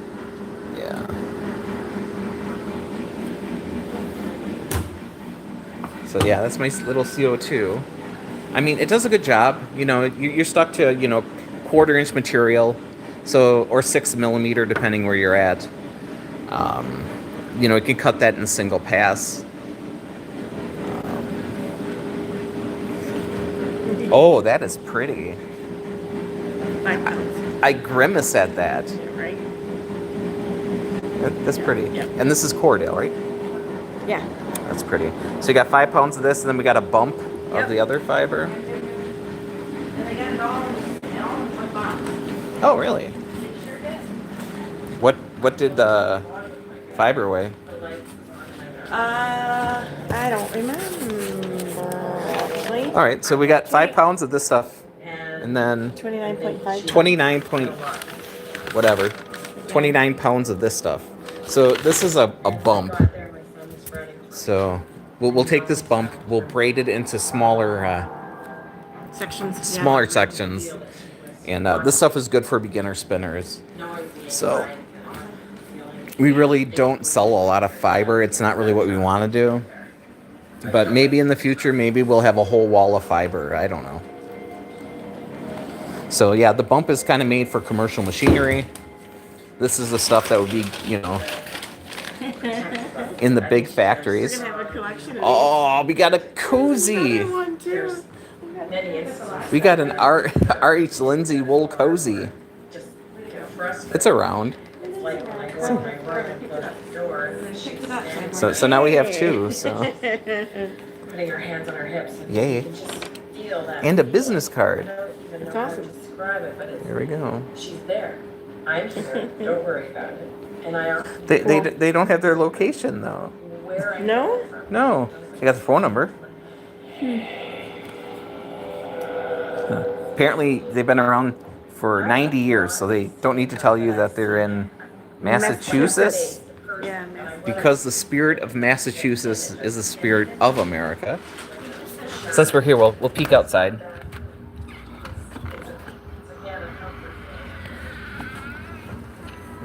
Super busy.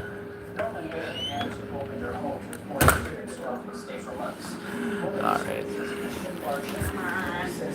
So 12:30. We got about another hour to play. And yeah, this printer is not liking me. So it's having issues with the Z-axis. So let's take a peek here.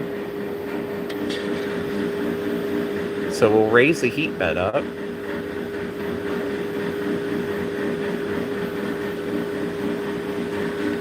So when it's coming down, is it making... Ooh. It's not supposed to make that sound.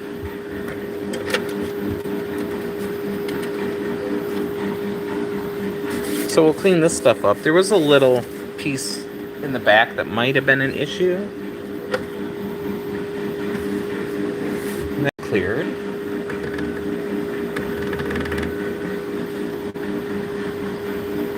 I don't know, everything looks okay.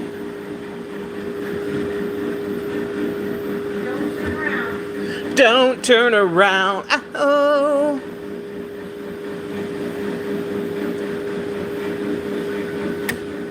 Oh, okay. So I think the plate was sitting on top, causing issues. So that's a simple fix.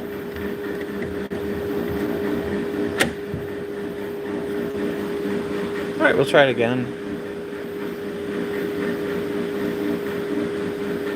We'll do bed leveling because it was messing up. So we'll give that a little time. So yeah, the biggest thing with the CO2 lasers is temperature, temperature, temperature. I mean, if you start running them hot, it's going to really kill the life of the tube. And you never want to order a spare tube for your laser. You're going to want to order it when it starts getting messed up. That's because these have a shelf life. They will degrade even if you don't use them. Now, depending on the company you bought it from, I would suggest not buying replacement tubes or power supplies. That's the two things that are going to burn out. It's got a little power supply. It looks like a computer power supply for the 40 watt in there. And then the 40 watt tube. So this is a 10 high tube that I got. The tubes at Full Spectrum Laser, they're supposed to be superior and they cost like $500 each. This one was like $150 and it's lasted a lot longer than any of the expensive ones I bought. Like I said, she's pretty dirty in here. We don't use this one a whole heck of a lot. But yeah.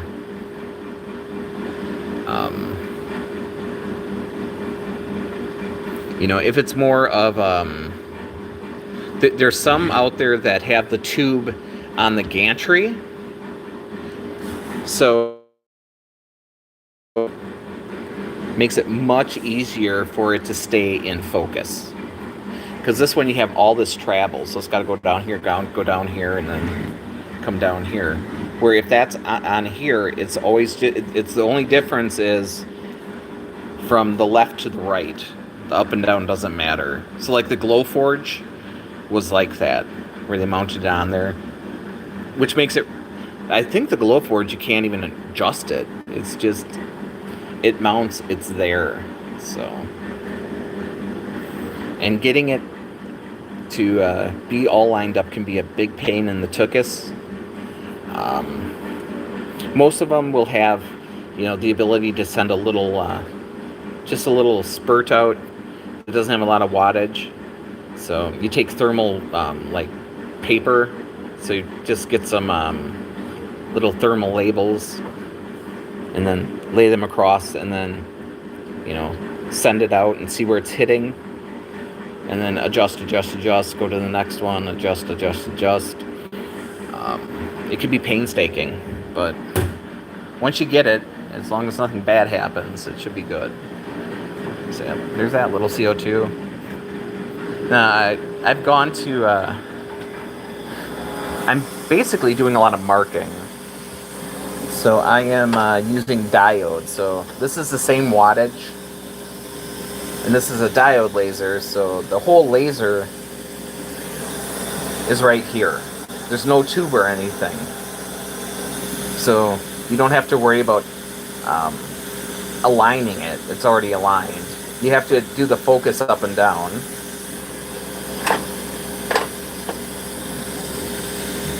You know, it's a big gantry.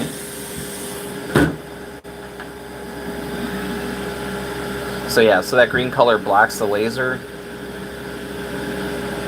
So you don't have to wear glasses while you're using it. Come over here, and this is my little galvo.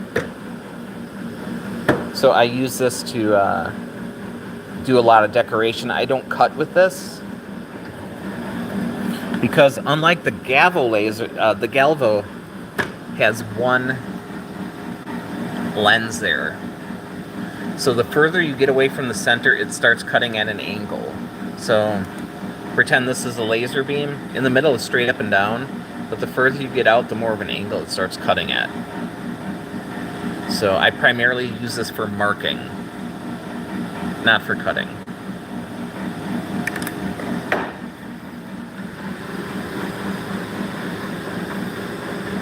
So I do use a laptop to control these.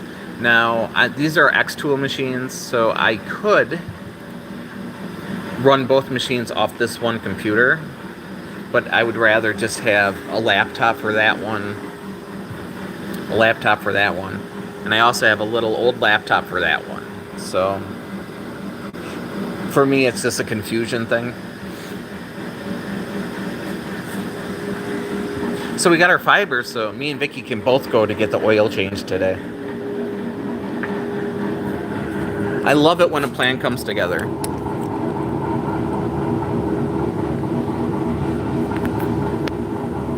So, yeah, play with the feed rate and the power level. Depending on what software you have, usually they'll have you can make a test grid and use different wattages and speeds to see how it's going to look on the final piece. Do a lot of testing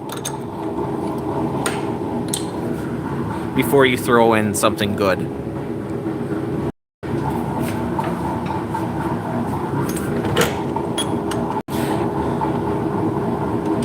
Just like any other CNC machine, I think they have a secret wish to destroy themselves. You know, they do exactly what you tell them to do.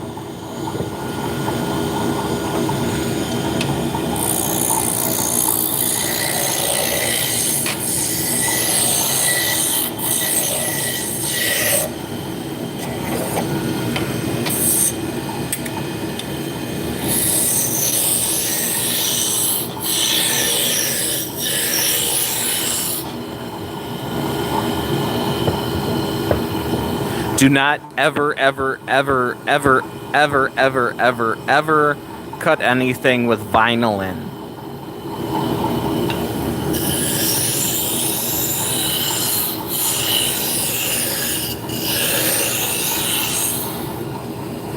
It produces a poisonous gas,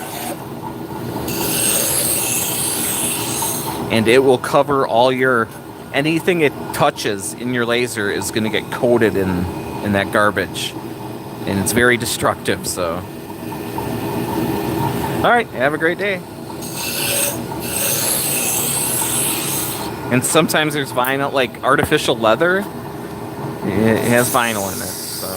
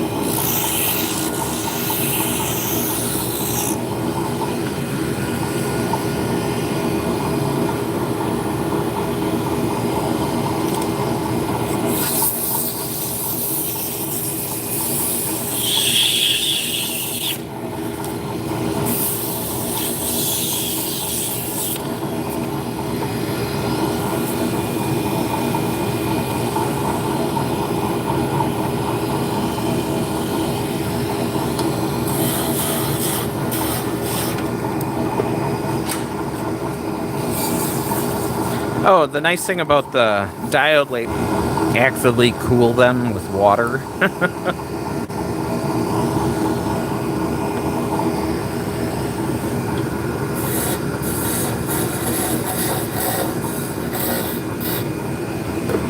So a CO2 laser can cut clear acrylic where a diode laser can't. It's the wavelength. The diode laser doesn't even see clear acrylic. The laser will go right through it without cutting it. It could cut dark acrylic.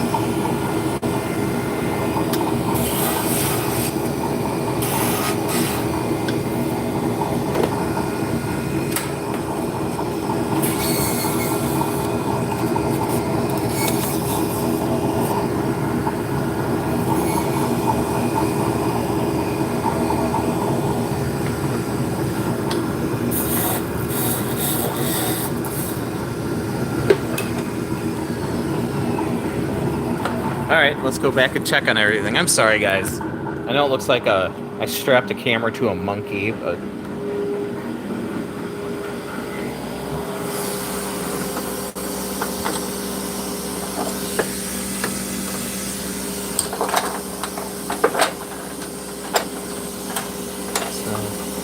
I really didn't have any intentions. I thought I'd be making one, but since it's all set up, I might as well just keep going. So yeah, so these are the ones I made in the last couple days. It is. And then we'll sand what we need, and then the other ones go into the overstock here. So got a little boogerage going on there, but yeah. She is running.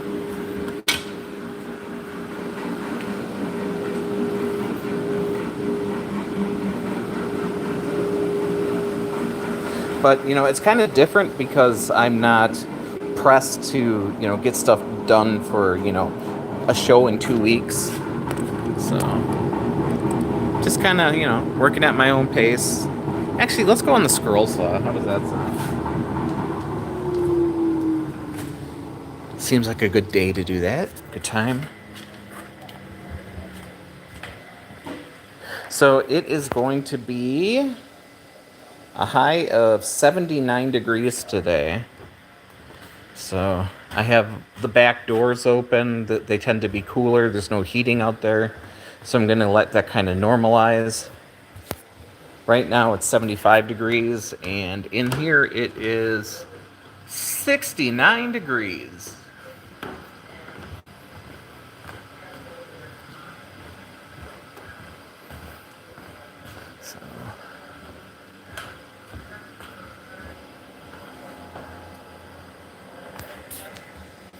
Get you guys mounted on here, and we'll cut a little bit. Got about 15 minutes. At 1 o'clock, I'm gonna have to go.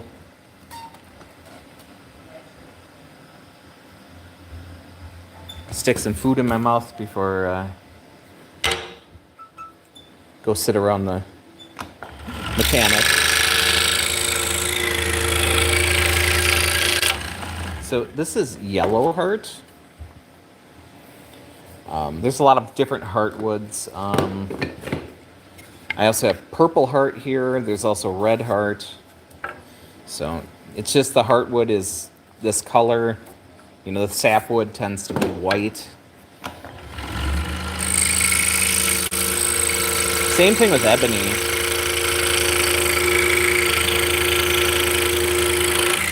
More of a light brown color.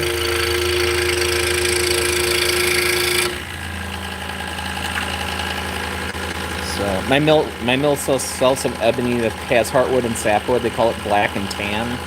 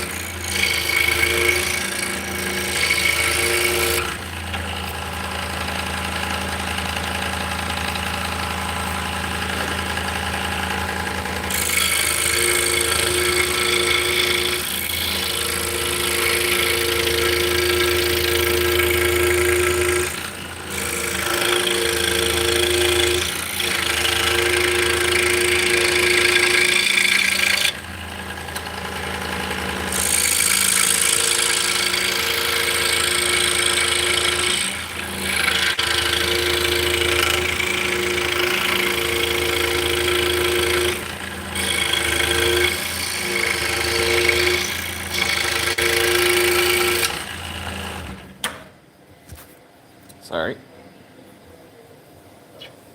Someday I'll figure out how not to bump that.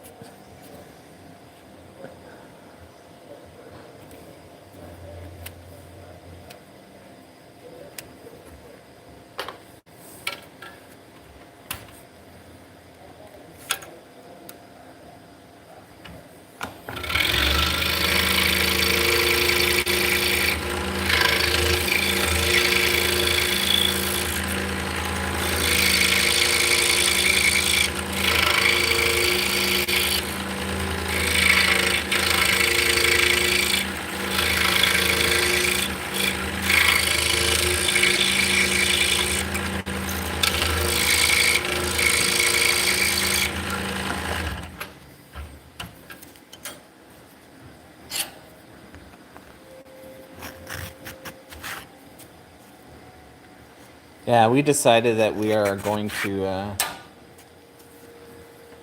get back into fishing. We've been so busy that we haven't fished in a couple years, and honestly, I need to unplug and do some fishing.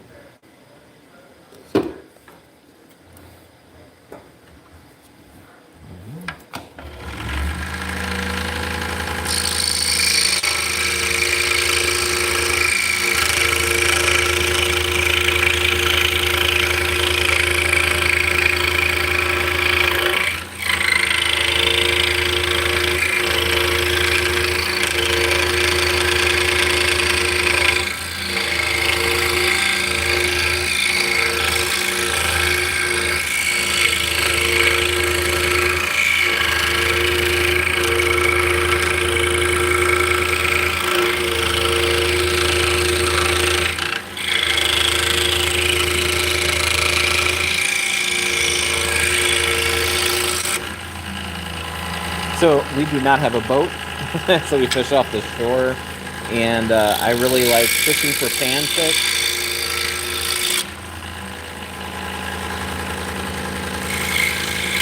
So I do a lot of fishing for bluegill, perch, that kind of stuff. But when I'm fishing for that stuff, you know, I'm also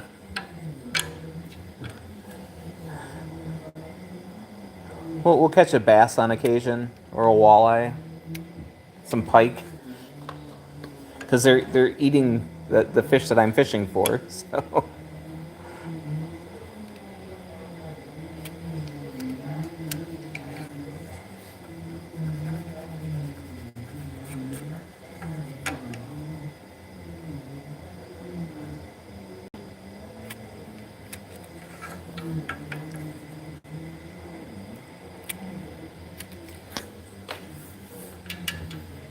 bit of recreation, yes. And a bit of food, too. And luckily, I'm old enough now where I don't have to worry about the mercury in the water. I'm out of my reproduction stage, so I can eat as many wild-caught fish as I want.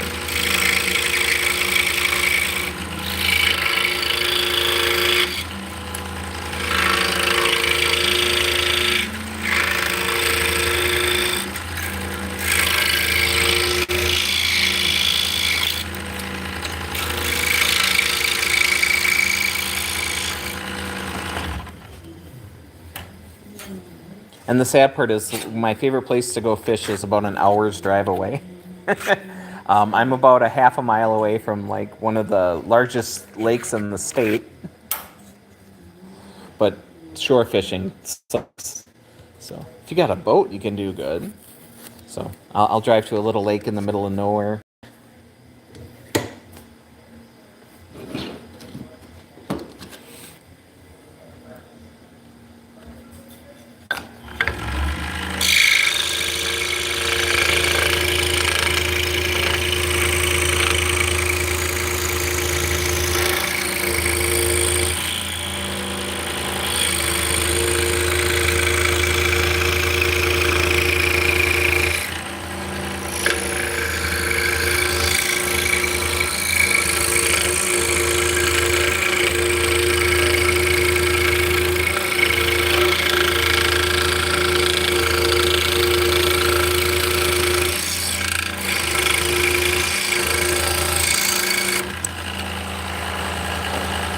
I'm such a creature of habit. I'm going to drive there. I'm going to stop at the same gas station I always stop at to get bait.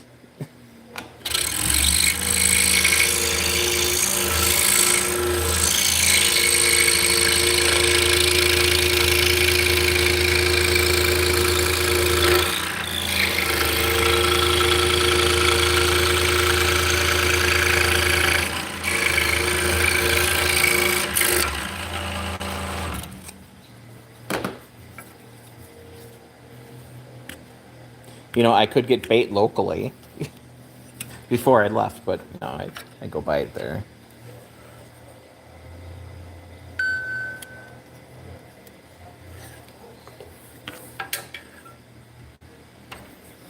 And it's one of those things, it's the same place I used to go fishing when I was a kid.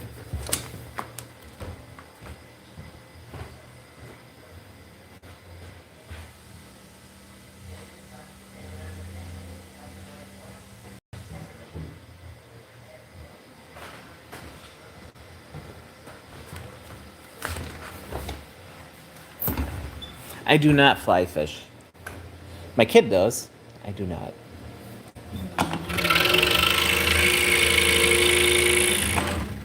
See, if I start fly fishing, I would have to tie my own flies. And then I would get obsessed with tying flies.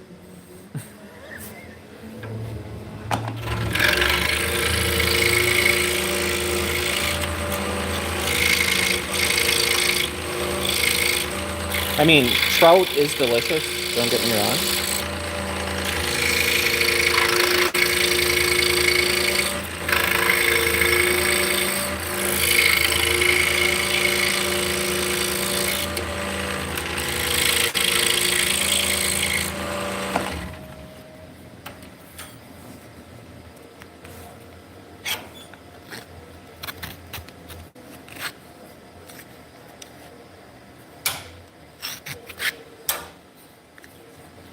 I also don't, I don't fish for like catfish.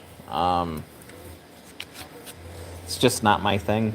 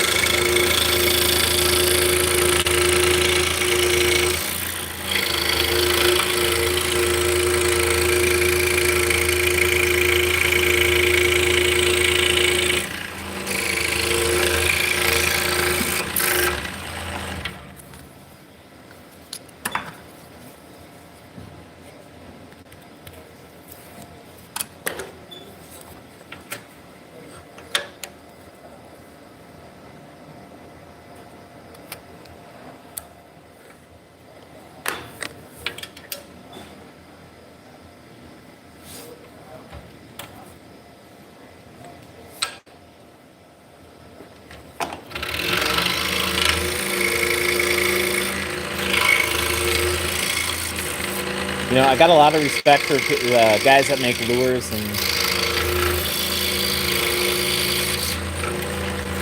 and tie flies. It's amazing.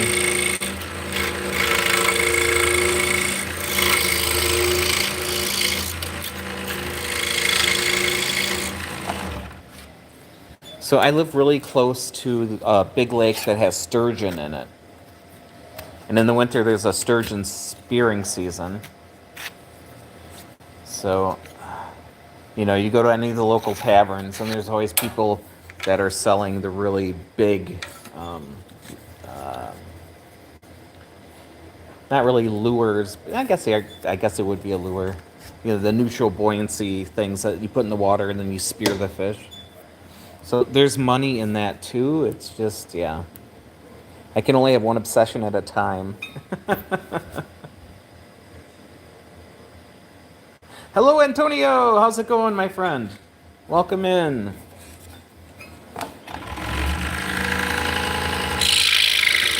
So we were cutting out some Turkish spindles today.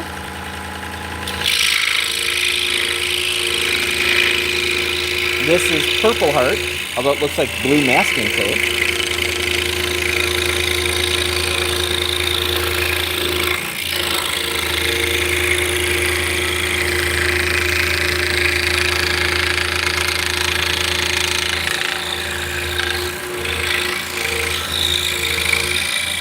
So the masking tape does two things.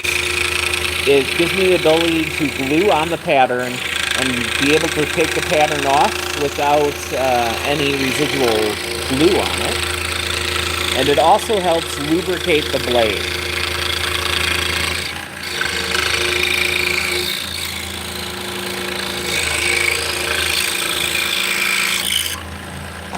So Purple Heart is notorious for burning.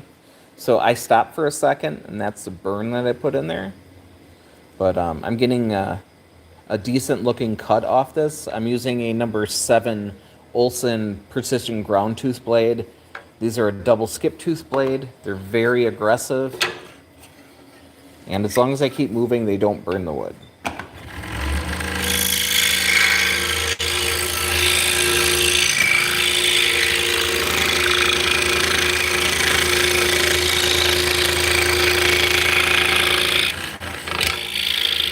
So when I paused, I backed the blade off so I wasn't sitting.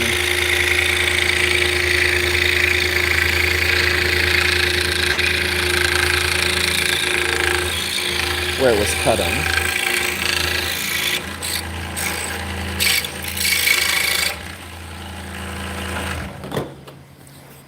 So since I did that, we can just peel off this pattern. Now you can see how this is brownish and this is more purplish. So Purple Heart changes color with UV light or heat.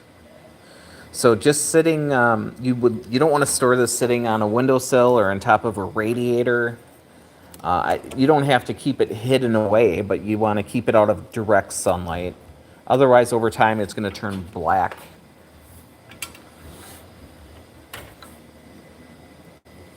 So you kind of, you know, I used to set them outside for an hour or two, kind of keep an eye on them, let them darken up a little bit, but over time they do deepen in color.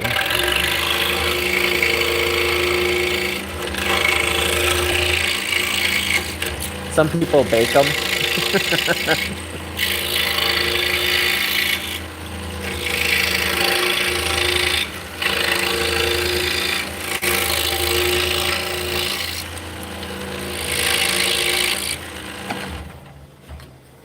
I do have a little UV light box that I bought when I was doing dome epoxy. That stuff UV cures. So you could sit there and set it in that box.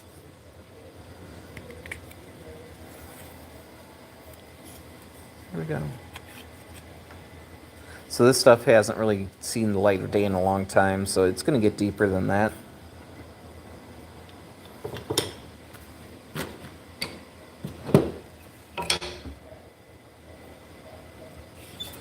So if anybody has any questions, let me know.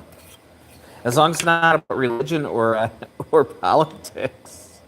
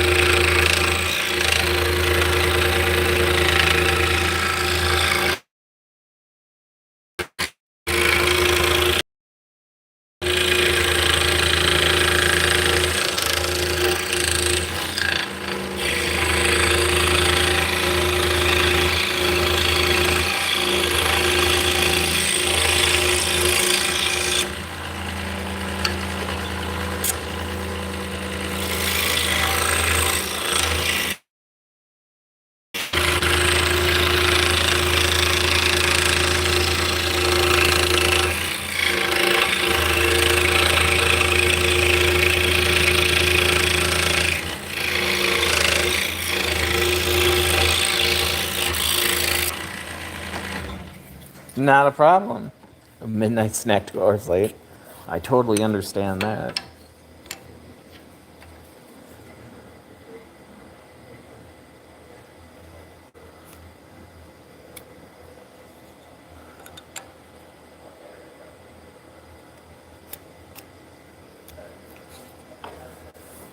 Yeah, 2 days ago, I was making food at like 2 o'clock in the morning, and so I had some sausages that I cooked up, and then I made scrambled eggs. But I did like tornado scrambled eggs, so constantly stirring on the heat, off the heat, on the heat, off the heat. It's a pain in the butt. Constantly stirring with a wooden spoon, but it just makes such a good scrambled egg. It's amazing.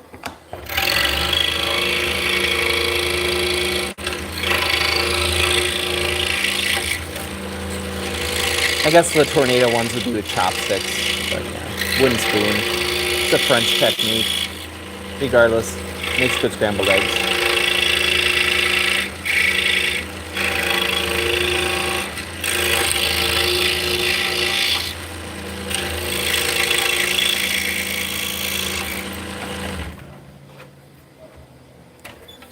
You know, when I was feeding 5 kids, I would not have done that. It would just have been, throw them in the pan, mix them up a couple times, and there you go.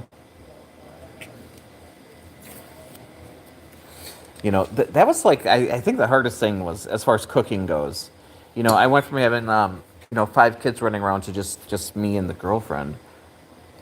So trying to do portions is just kind of insane. Took a while.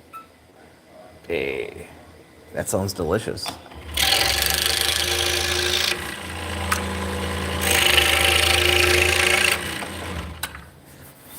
I make all my bacon these days, unless I'm like making bacon for a herd, where I'd bake it in the oven on sheet pans. I make a lot of my bacon now in the air fryer. It just does a good job. And if you clean the air fryer first, then you have all that delicious bacon grease that you can use for frying the eggs in. And you don't get splattered. That's the big thing.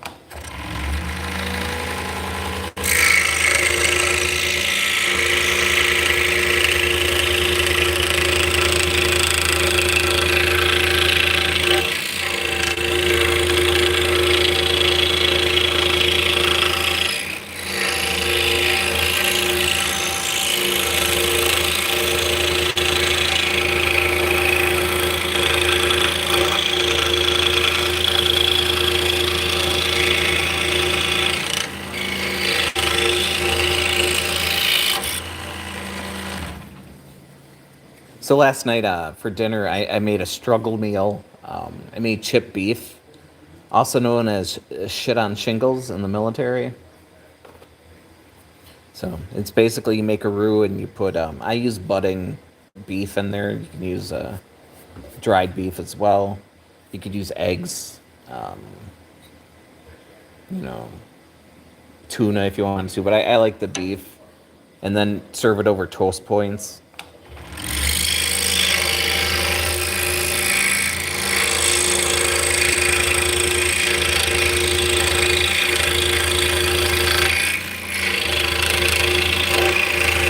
It's like an old-timey thing. When I grew up, we served it over potatoes. It was more of a side dish.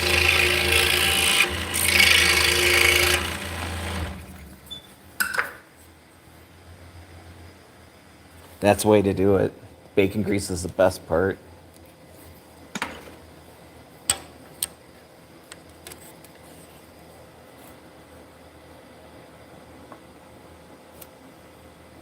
You know, my mom always had a container on the stove with the screen on, and whenever you had bacon, you would throw it in there. So you had bacon grease for, you know, making cookies and such, or greasing a pan. So around here, you can actually buy bacon fat in a container, you know.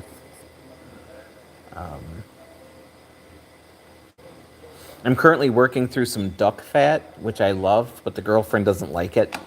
So, like midnight, if I'm making fried eggs, I'll use duck fat.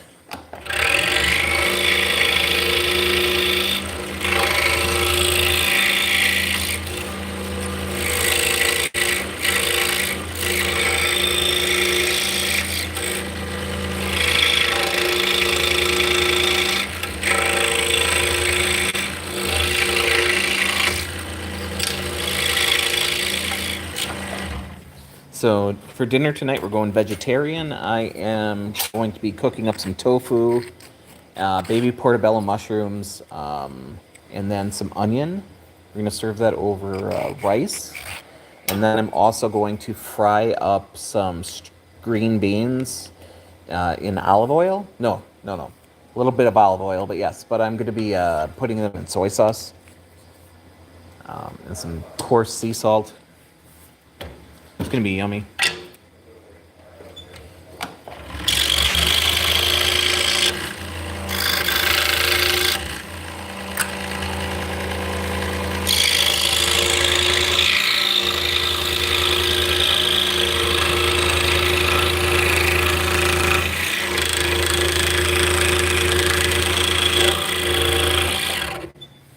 So I would like to say I'm not a vegetarian, not by any means. I am. Yeah, it's got a unique flavor. You get used to it. Yeah, I'm diabetic. I need to push more vegetables in me. You know, crispy tofu is good. You know, it takes on any flavor. I'm not big on the turkey flavor stuff or whatever. But, you know, you can do a little marinade with it and it'll soak in some flavors. It's just a healthier option and it's a more affordable option. And our soy farmers here are just being screwed over by the current administration. So it's my way of, you know, eating healthier and trying to save money and supporting some farmers. So it's kind of a win-win-win.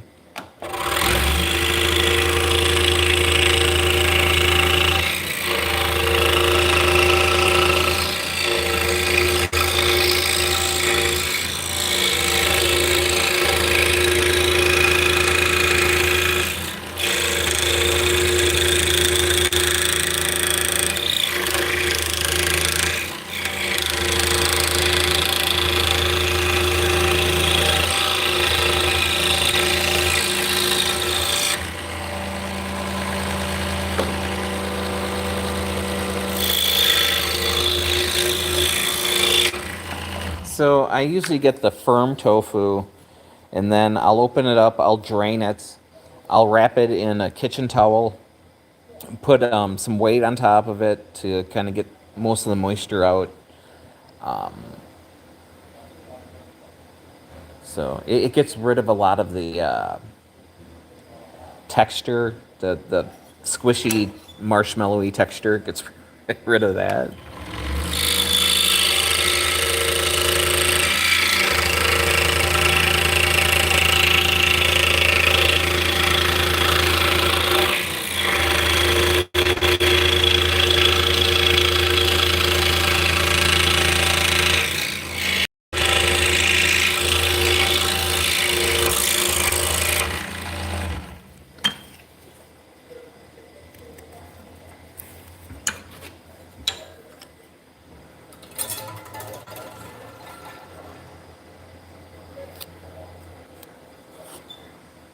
All right, we're going to finish up this one, and unfortunately, I'm going to have to run.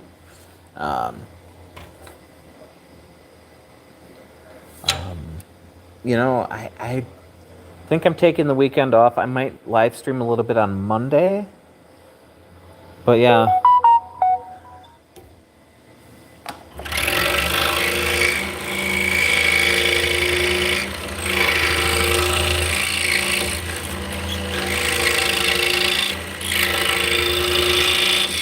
So yeah, and then we have an 18-hour drive to get to South Carolina.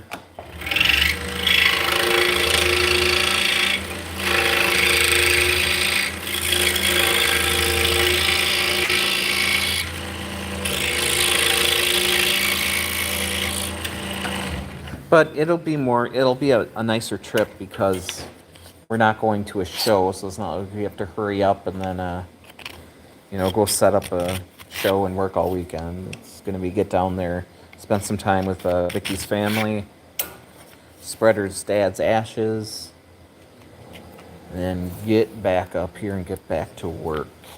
So, it'll be nice to see her family. They're pretty much all over the country, so. All right, guys. Have a great day, and we'll probably see you on Monday. So, have fun. Hey, have hobbies. Find something. Do something with your hands. You know, enjoy life. Get off the damn screens. But not when I'm live streaming. Stay on the screens for that. All right, guys. Have a good one. Love you guys.